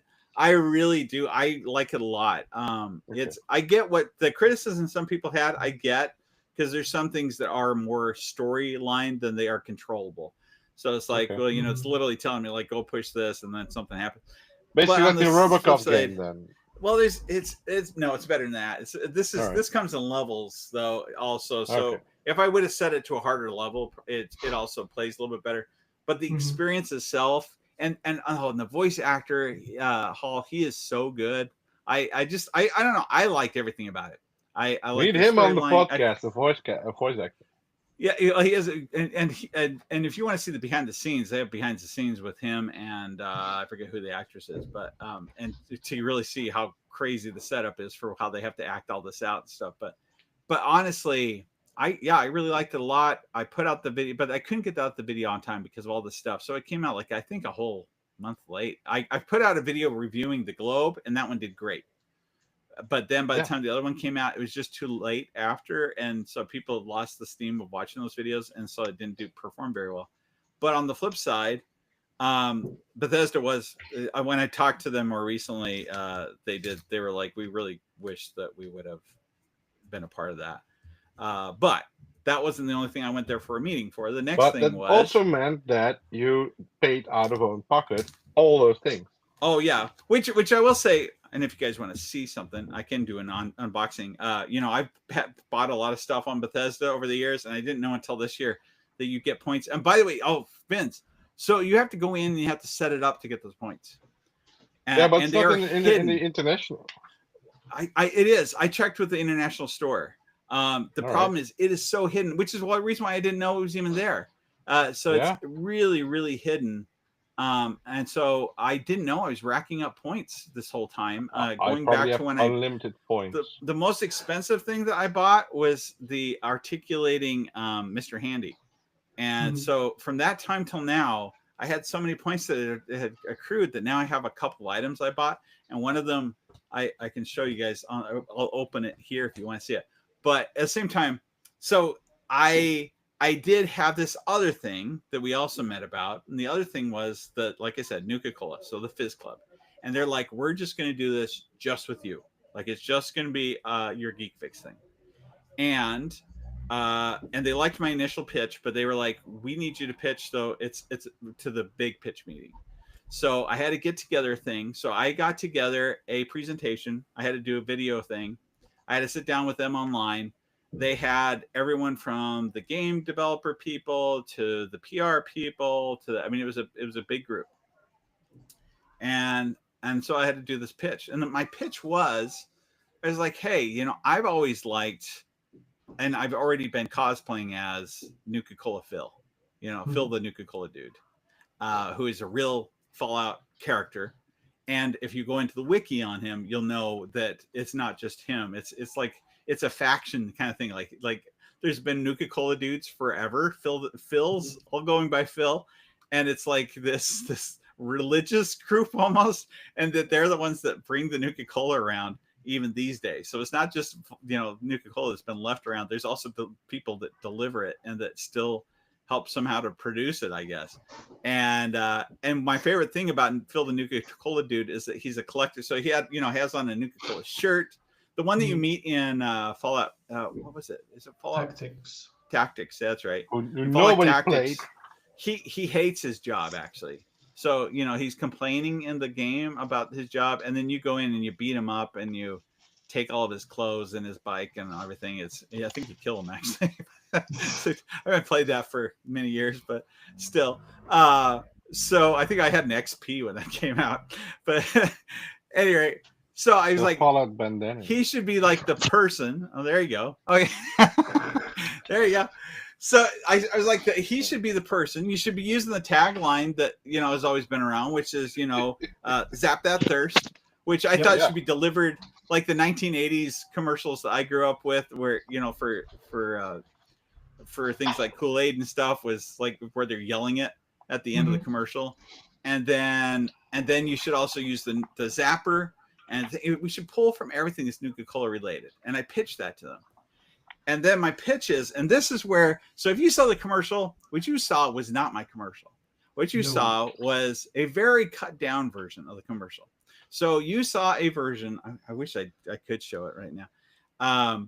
What you saw was a very cut down version. So the version that you saw, I basically show up, I ring a doorbell, the lady answers the door. She's like, oh, it's Phil, the Nuka-Cola dude. What are you doing here? And then I start my pitch, and I just do and somehow I'm all of a sudden inside their house too. And I do the pitch, and I show the stuff, and I talk about it, and it ends very nicely like that. Yeah. What I pitched, which was a lot more fun. Yeah. What I pitched at the meeting was, I said, because I felt it should be Nuka-Cola. It should be a true Fallout situation, right? It should be dark. It should have some violence in it. It should have, stuff like that. So my pitch was, he shows up, they're like, hey, what are you doing here? And I pull out the zapper and I blow them across the room. And then oh yeah, there's the commercial. I have it, yeah. Do you? Yeah. Then the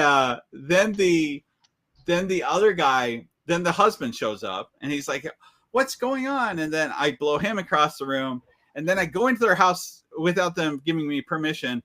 And then I give my pitch, but throughout the pitch, I continually go back to them and torment them. And then at the very end, they yell, they scream for me to leave, get out of their house. That's how it was supposed to originally happen.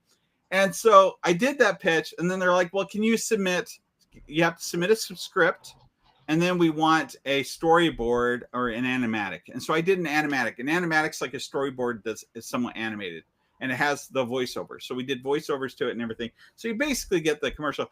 And I'll admit, in the animatic, it was a little, I think I showed you guys the animatic too. Like when I shot the gun, it goes into their mouth, and they're like, oh, like that sort of thing. Oh, you got that too? So they didn't like that. They were like, we're afraid that people are going to think this is a sexual thing. We just like, can you trim this down? They didn't necessarily say I absolutely couldn't submit that or they couldn't make it, but they were like, we really have concerns about it. And I also got texts also from the kind of big head people about this. Oh yeah, that's the one. Yeah. So whoops. And so yeah, that's basically what it looked like. Yeah. And there's like loud gurgling noise and stuff too. It was pretty intense. So I'll admit, yeah, okay, I get where they're coming from. Yeah. And they're like, hey, there's tons of people out there have weird ideas. We just don't need that. And I'm like, I get that, but maybe I can make it better than that. But anyway, so I decide what I'm going to do is I'm going to film 2 versions of this commercial. I'll film one. I'll film it so I can cut it into actually to some different versions. And so one version I have is also a little bit longer. Actually, one version I don't think you guys have ever seen, the one that has Mr. Handy's at the beginning, and he serves them both coffee. I don't think I released that one to anyone, but because I was worried about the length that I wouldn't be able to put it on some of the social media. Also, by the way, at this point in time, I still had X and I still had Facebook.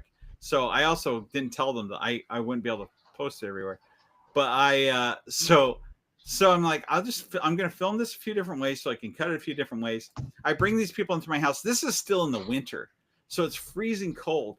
And we're filming this out in my garage because I have a giant green screen out there. So they're wet. It's freezing out there. It's like literally they're like shaking and stuff as we're doing this.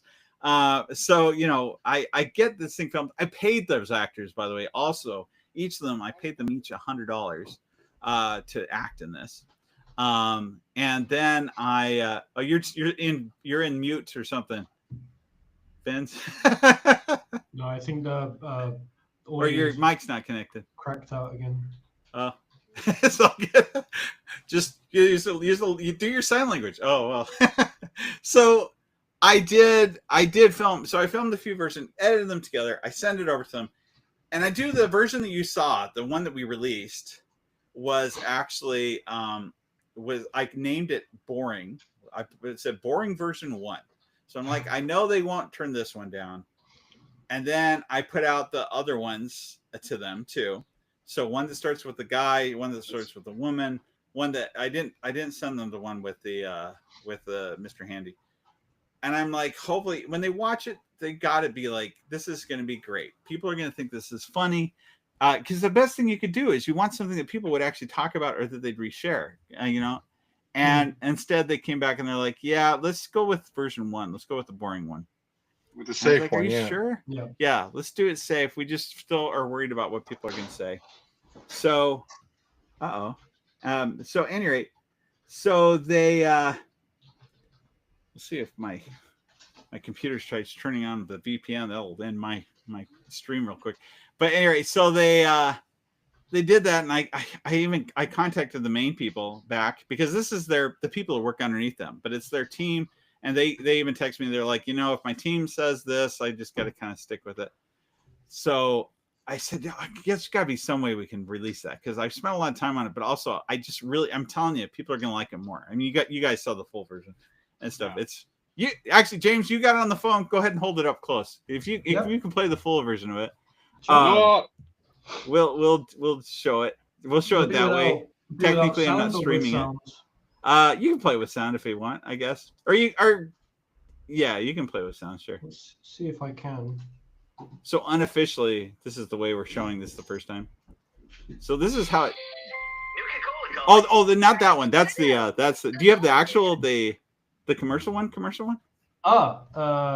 Yes. Give me a second. No, not that one. Yeah, not that one. Don't show that. The next scene is the one where we. Where we took Mr. Handy literally. Yeah, it's very blue. No, it's yeah. But anyway, I was a little disappointed. They said, well, maybe when the next. So this upcoming month, the next flavor's coming out. Yeah. And so that's summary related, and there is more commercials are coming out. They're like, maybe when that comes out, we'll let you do the whole one. Okay, here we go. This one. Yeah. That's it. Nuka-Cola calling. Why, it's Phil, the Nuka-Cola dude. That's right. What are you doing here? Why, I'm here to zap your thirst. Well, how are you going to do that? Introducing the Fallout Fizz Club, an exciting so far so good collectible experience for Fallout fans. Oh wait a minute, no, this is the shortened version. This is the one that came out in the end. Yeah, because I do miss a lot of shooting people in the face. I've got the Animatics one, and I've got this one. Oh, so I don't have. Yeah, I don't know if I have it on my phone. I might. But anyway, so they basically what happens. We can reenact it. When but she says, "How are you going to do that?" And I pull out the gun and I shoot her, and it literally shows her fly across the kitchen in front of her husband sitting in a chair reading an actual Fallout newspaper. And after she flies by, he puts down the paper and he's like, "Honey," and then he goes and checks. And he's like, "Wow, it's Phil the Nuka-Cola dude. What are you?" And then before he can finish the sentence, I blast him across the room. It shows him fly across the room. And stuff was falling. You can hear stuff crashing, smashing. And then I just walk into their house without permission. And originally, there's also a version where I say, "Don't get up. I'll let myself in." And so and then I start pitching things. And then every now and then I'll be like, I'll ask a question, and I slide in next to them, and they're like looking terrified as I do all this and stuff. And the very last scene, they're like, "Get out of our house," kind of thing. And then we also did a version that we filmed in advance, knowing about this, but we can tell people about it. Bethesda actually gave us James and they gave us stuff to give away. Kind of last day there. I think it was our last day there. Yeah, the last day there. Yeah. Some good stuff too. There was a challenge coin.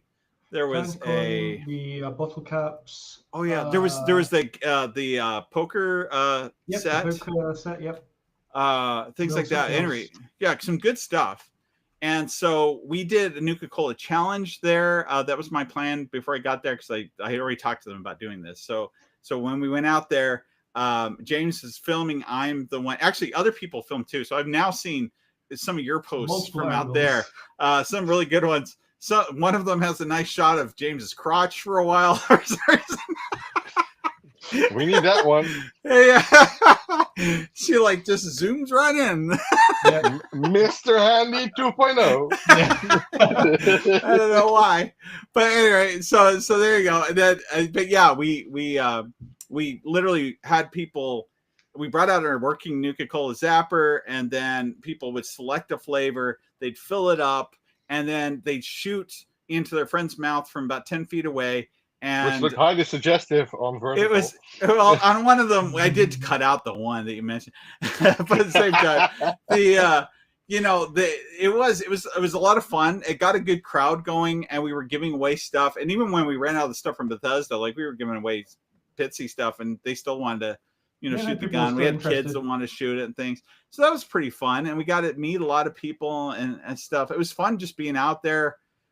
Chris featured the song that isn't on the Pip-Boy anymore, which I've had a lot of people ask me questions about. We got to go do what did we go do? Let's see. We took the drone shot from the hill, or you took the drone shot from the hill. Oh yeah. Down there at Good Springs we did, but what else? We went and did some other stuff in Vegas though. What did we go do? We went to the dam, right? We went to the dam, but that was we got there a little too late, and it was cold.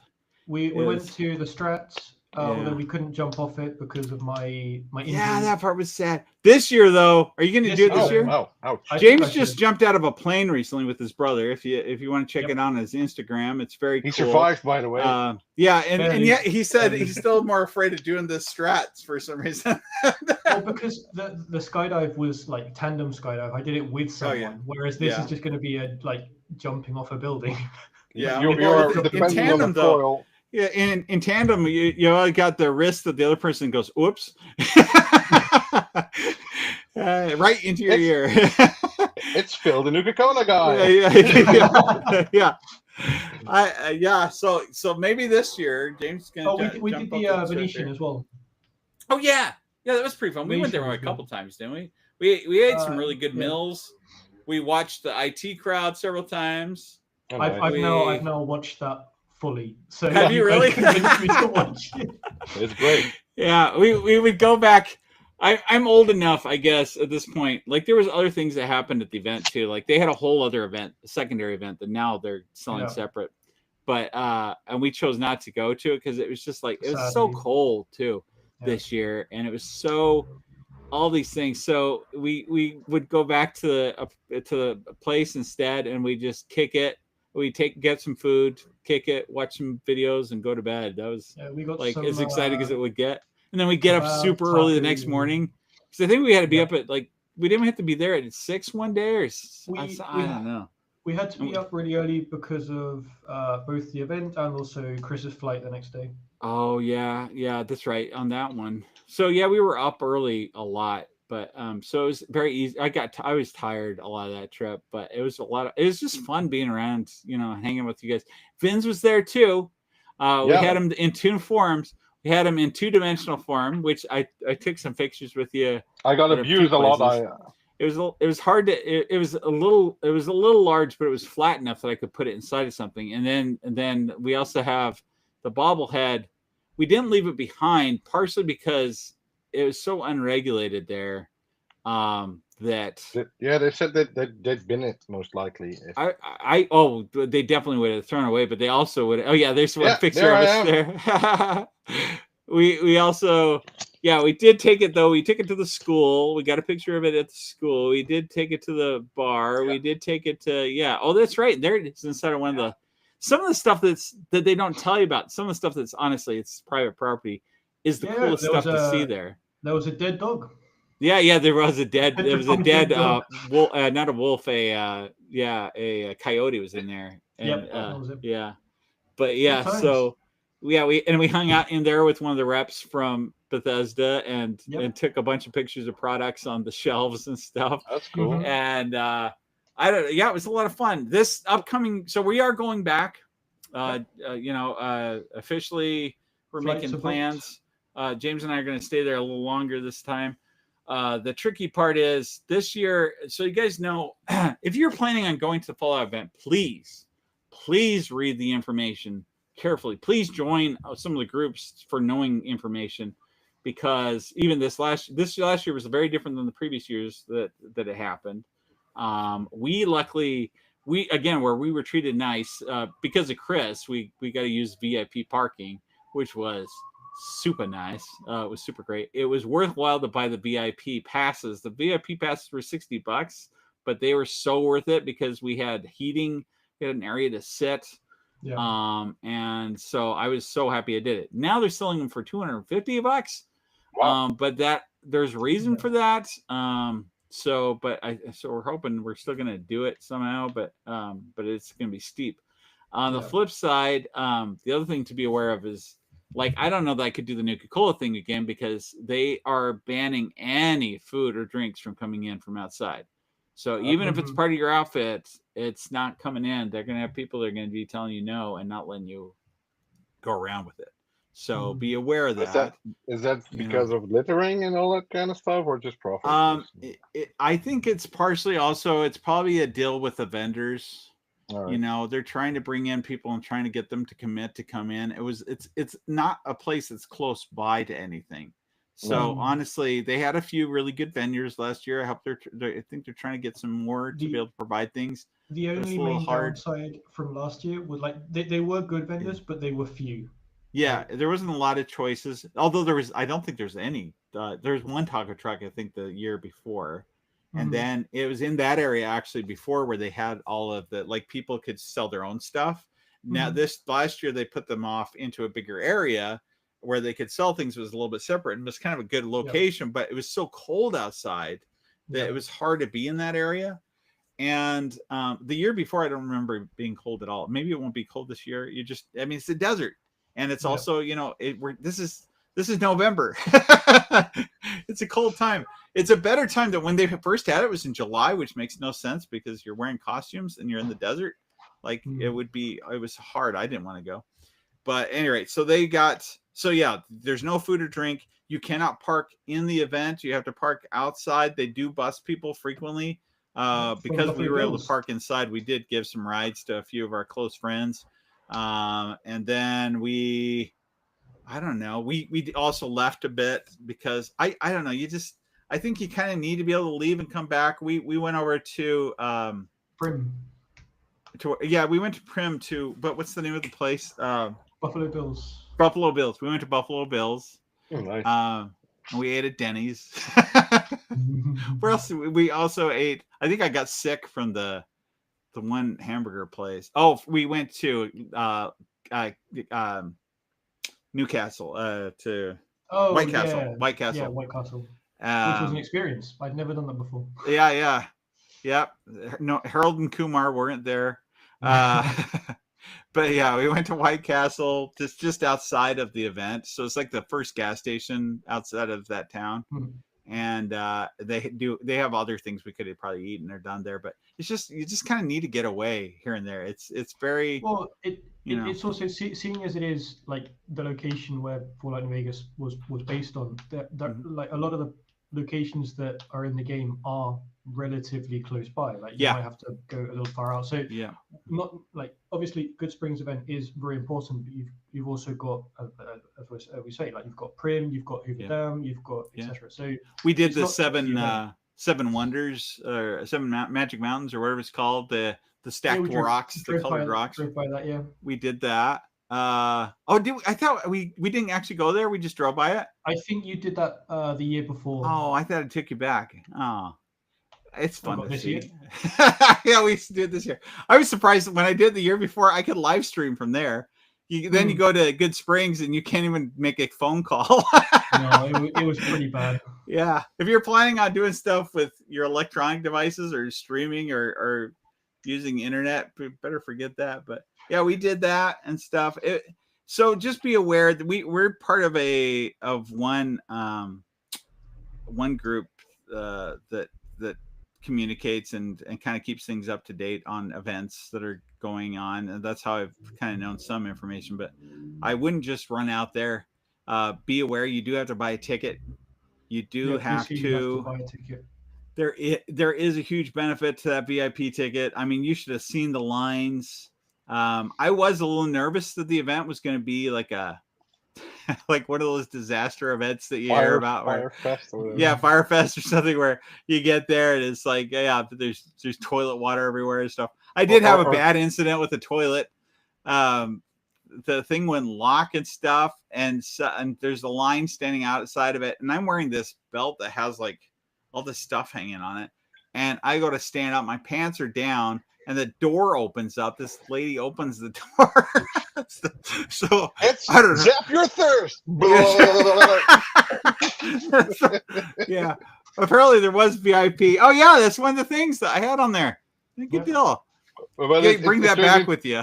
Let's use it again this year. It turned into a See Me P ticket. Yeah, it was. I mean, there was apparently private toilets that were for VIP, but I didn't notice where those were. So I didn't.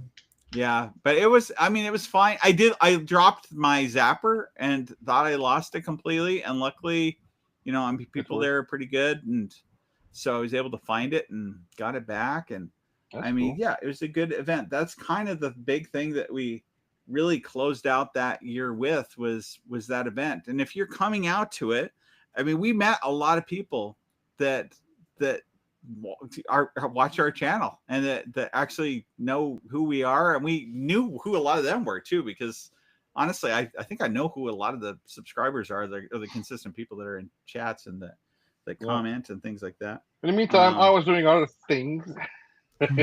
Well, pretty important things. I had a kid. Kind of had a kid, yeah. Yeah. So second one. That's pretty important. We did try to still convince them to come out, but that's okay. I think that would have been not a family friendly thing to do. No, but also monetary wise, money is tight. Oh yeah, I get that. But the thing is that I went to Prop Store then, and the reason is I planned way like the year before. I planned to go to Ghostbusters in concert, which was in the Royal Albert Hall in London, and it was basically it was amazing.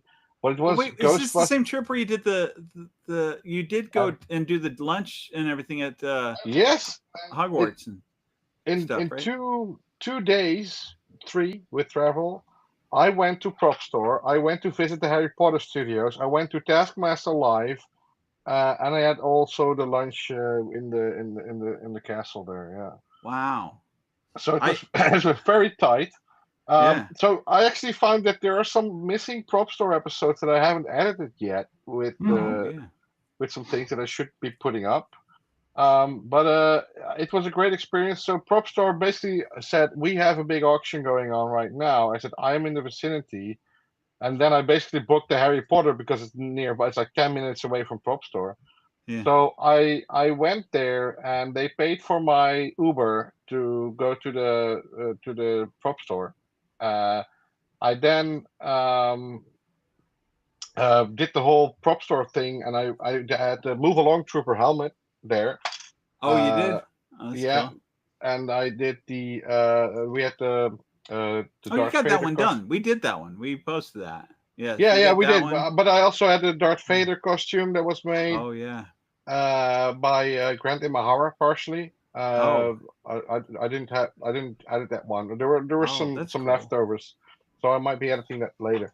But it was really cool. I also think from the old Prop Store visit we missed out on some. I'm not really sure. Iron Man helmet, I think we didn't do. I never got to see that one. I was most excited to see that one too.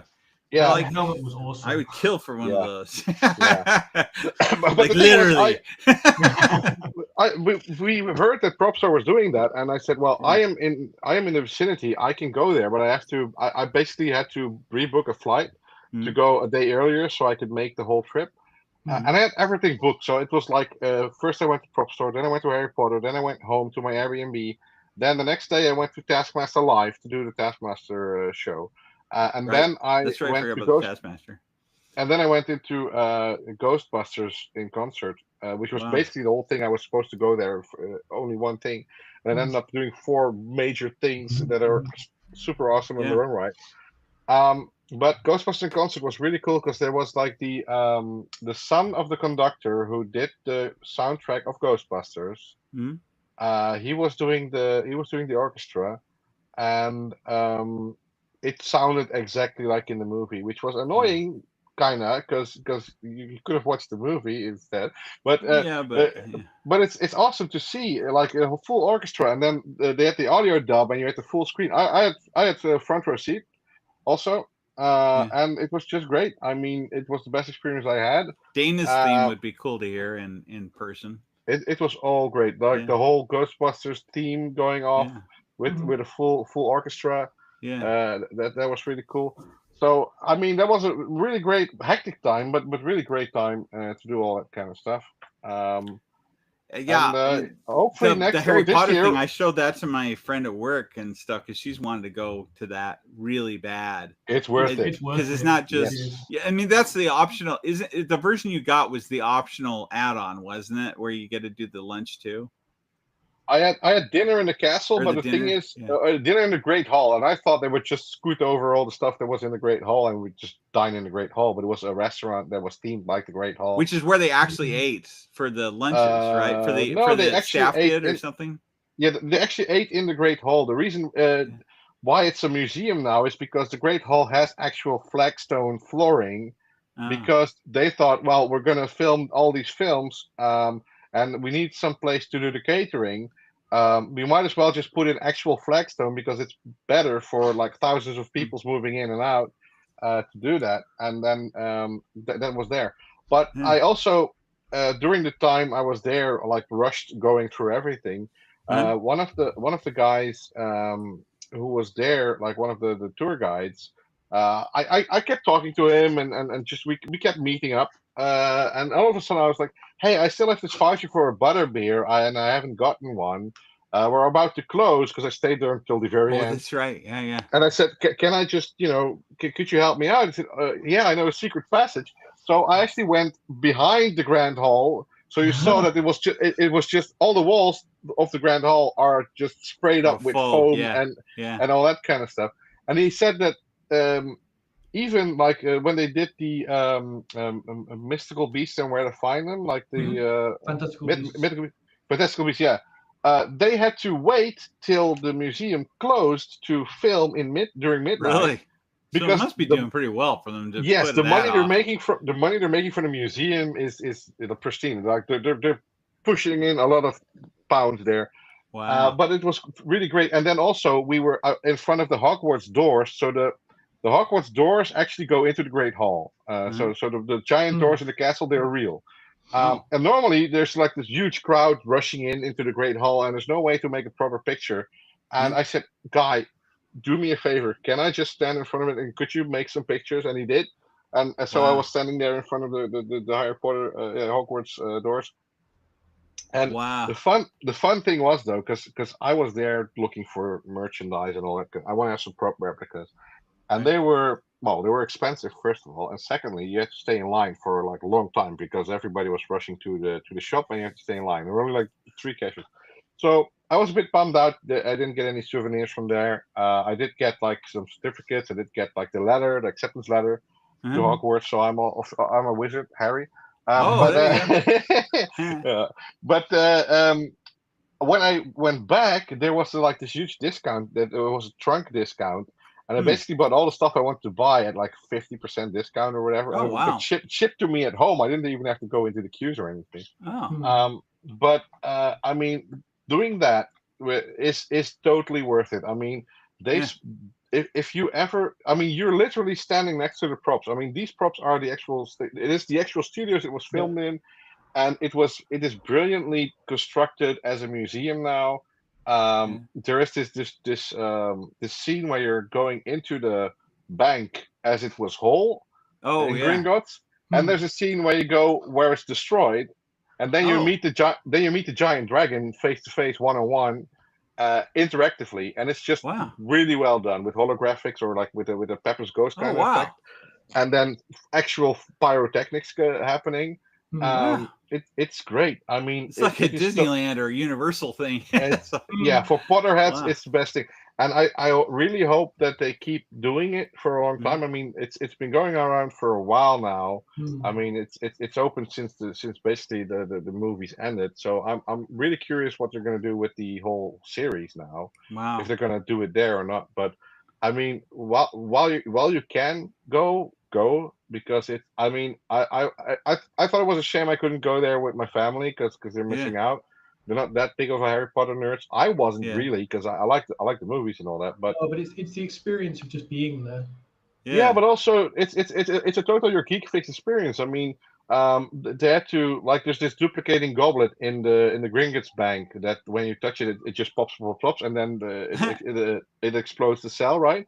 Well, there's a lot of those goblets out there, and they just tell you how that they had to do it. They had to rubberize or make a mold out of it, and they made a lot of rubber goblets there that they could fill the bank with, and all that stuff is visible. The prosthetics are there.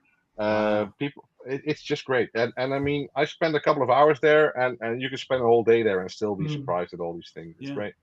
It's cool, and it's cool that these are kind of co-located fairly close to. In fact, not too far from there, you can also go to the studios for Star Wars and stuff. But but that's you can't really get in there. And there's still an active use also.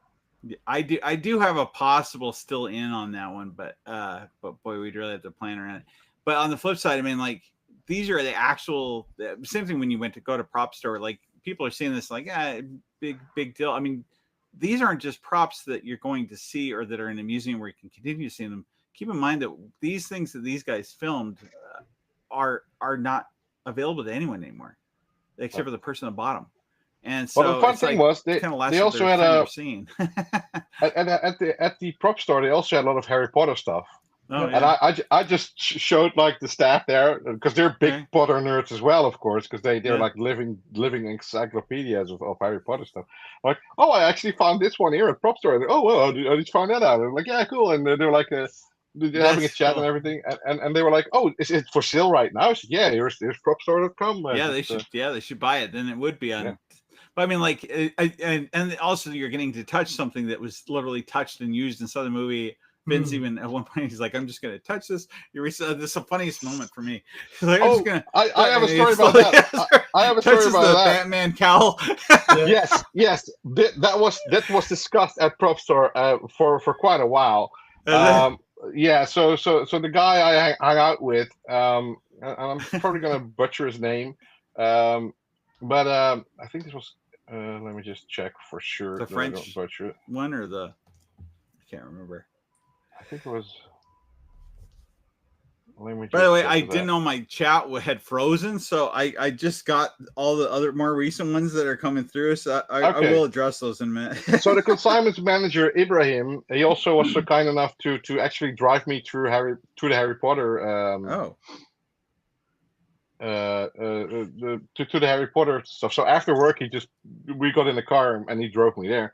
But Ibrahim said that there was a lot of discussion about that, me touching the cowl. But he also got in trouble with C-3PO the helmet.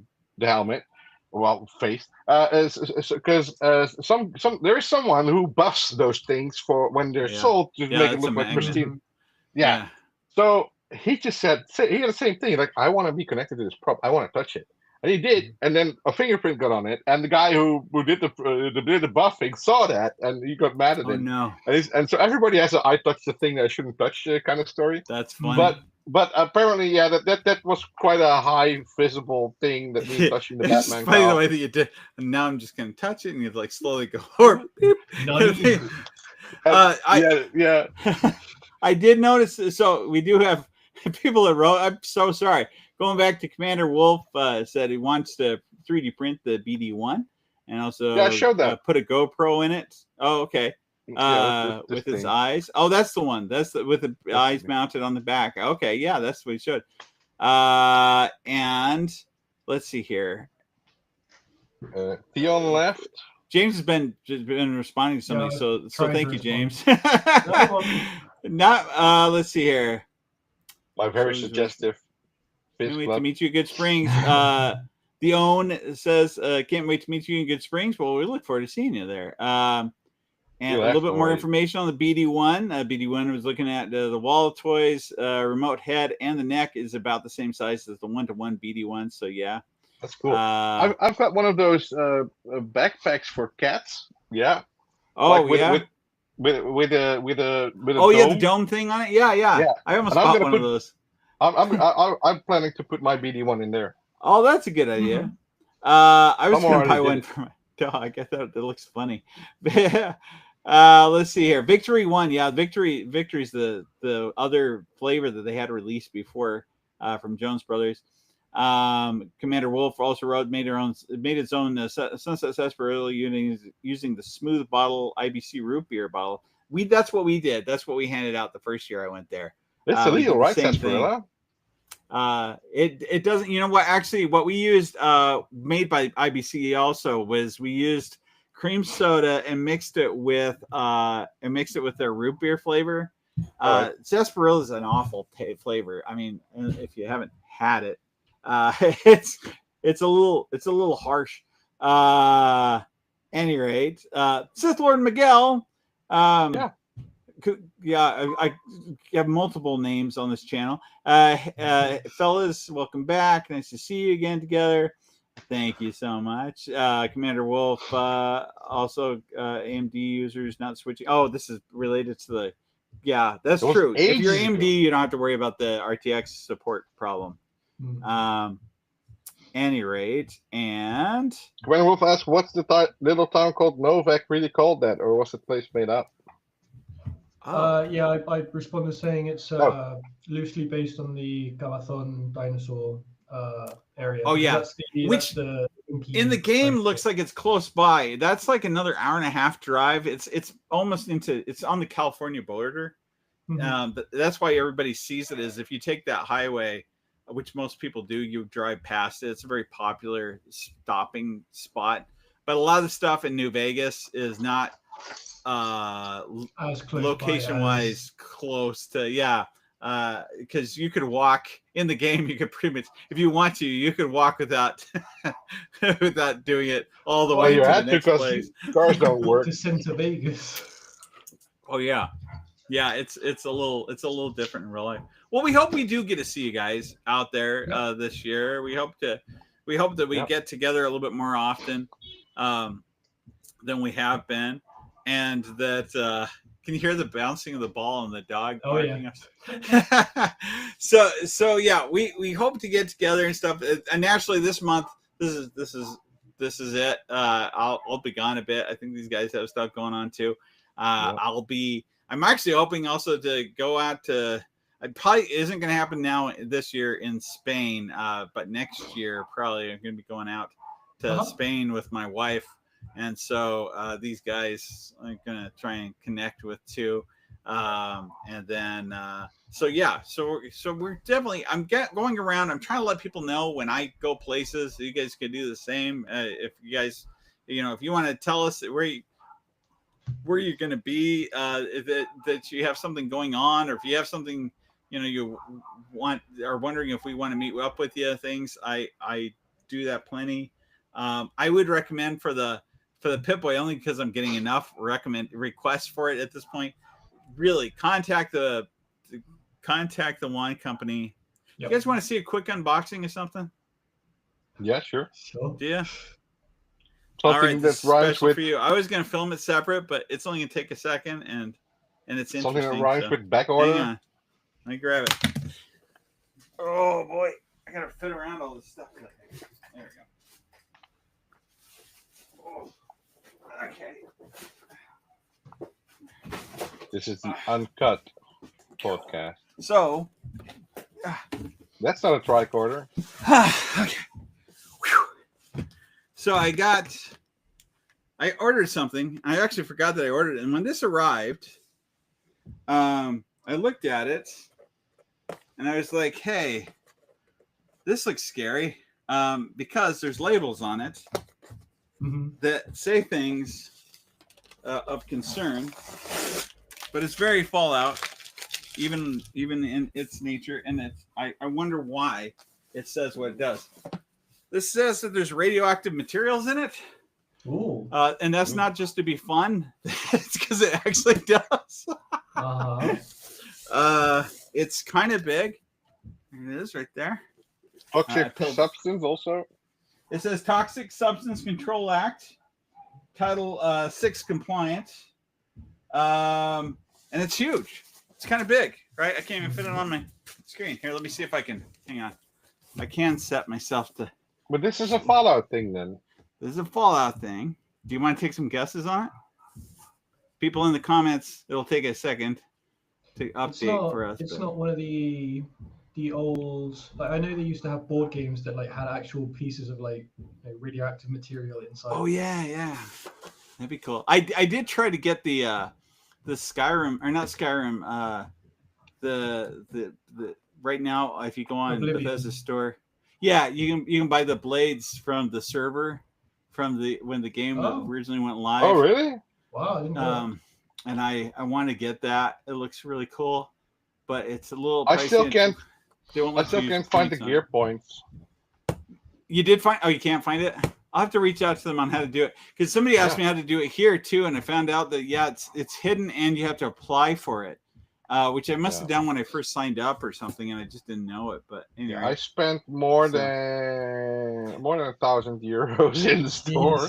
Yeah, well then see, you should rack some stuff up. But yeah, that's why I got this. It wasn't a free thing. I had these points, but it was something I kind of wanted for a little while.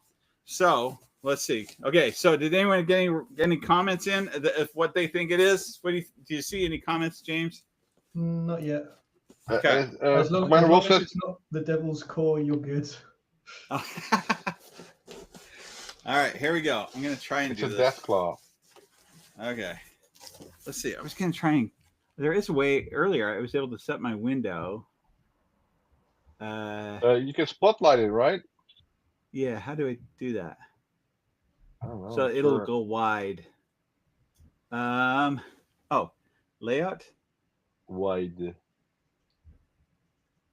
If you hover over your oh, there you go. Speaker full screen. Okay, as long as I'm speaking. Here, let's see if it switches to me. Yeah. Hello.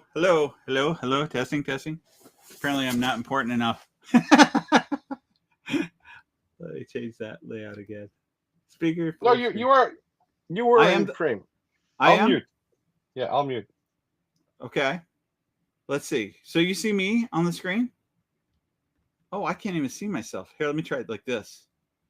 Let me see if this works. Testing. Am I the main one? I'm wide. Can you see the whole box if I held it like this? Pretty much? Okay. All right. Here we go. I'll just trust you guys. Okay, here we go. I'm going to start lifting it.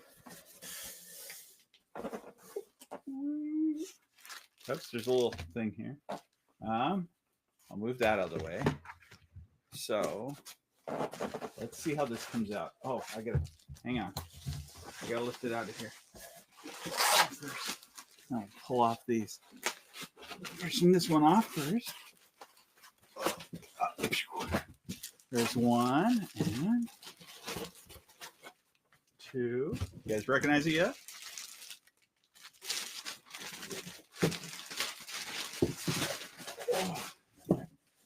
Then I can move the box out of the way. Over there. Can you see that? Yeah. And then it plugs in. They never sold that they never sold that here. Oh, they didn't? No. Oh, well, you got to see the cool part, and I'm only gonna be able to do that if I plug it in. Let's see here. Oh, it uses USB, so that's good. Backlit. You ready? Yeah. Okay, here we go. But did you get the Nuka World Doctor Collector box as well then, or not? I got not the Nuka World one. I got the Lucy one, the Vault 33 one. I have the Nuka World one. All right, here it goes. Ready? And I should turn off my lights first. So I turn it on. Oh, that's awesome! Wow. And then if I push this button. Oh, that's cool. And that has all the locations. So it's like at Disneyland where you have the map. It tells you all the locations, all the rides to be able to take. Yeah. So anyway, I don't know where am I going to hang it? I don't know, but it's going to look cool. In your new house. Pretty hot in my new house that we're still building at the moment. Well, now you have now you need to build an extra wall to hang that one. Yeah, it's pretty good though. That's a pretty good. That's awesome. Yeah, At any rate, I also get points for stuff tied to my affiliate stuff. So I was thinking about. Yeah, those codes that I tried didn't work in the international one. Oh, they didn't? I wanted to buy some Doom stuff. Darn. Didn't work. Although I noticed it does. Like when I went to get the Skyrim or whatever it is thing where you get the blades from the server, they don't let you use coupon codes. For some products. All right. So it's like, oh man, that's the whole reason why I put them in there. Yeah. But anyway, so the whole idea is things have changed. So once again, if you didn't catch the beginning of our conversation, the important things to know is one, this is the last episode, the first episode technically, of our podcast on this channel. Yeah. And from now on, this podcast will be featured on its own dedicated channel, which you can go subscribe to it now. And make sure to hit that reminder bell, so that when these podcasts come out, or as we post some of the previous podcasts on there, which they will be in seasons, that you can be able to access those and see them, starting with today. Starting with the one that we did, our very first one we did in 2022, which was about Star Wars, May the 4th, be with you. Will be featured on that site today. And then also continue to follow us here as we continue to, do new things and stuff, and come out and join us in one of these locations as we go there, because we'd love to meet you. Also, just like, subscribe, comment below, email us at yourgeekfix@gmail.com for any questions or anything else that you want us to do. And in the meantime, this has been your Geek Fix. Live.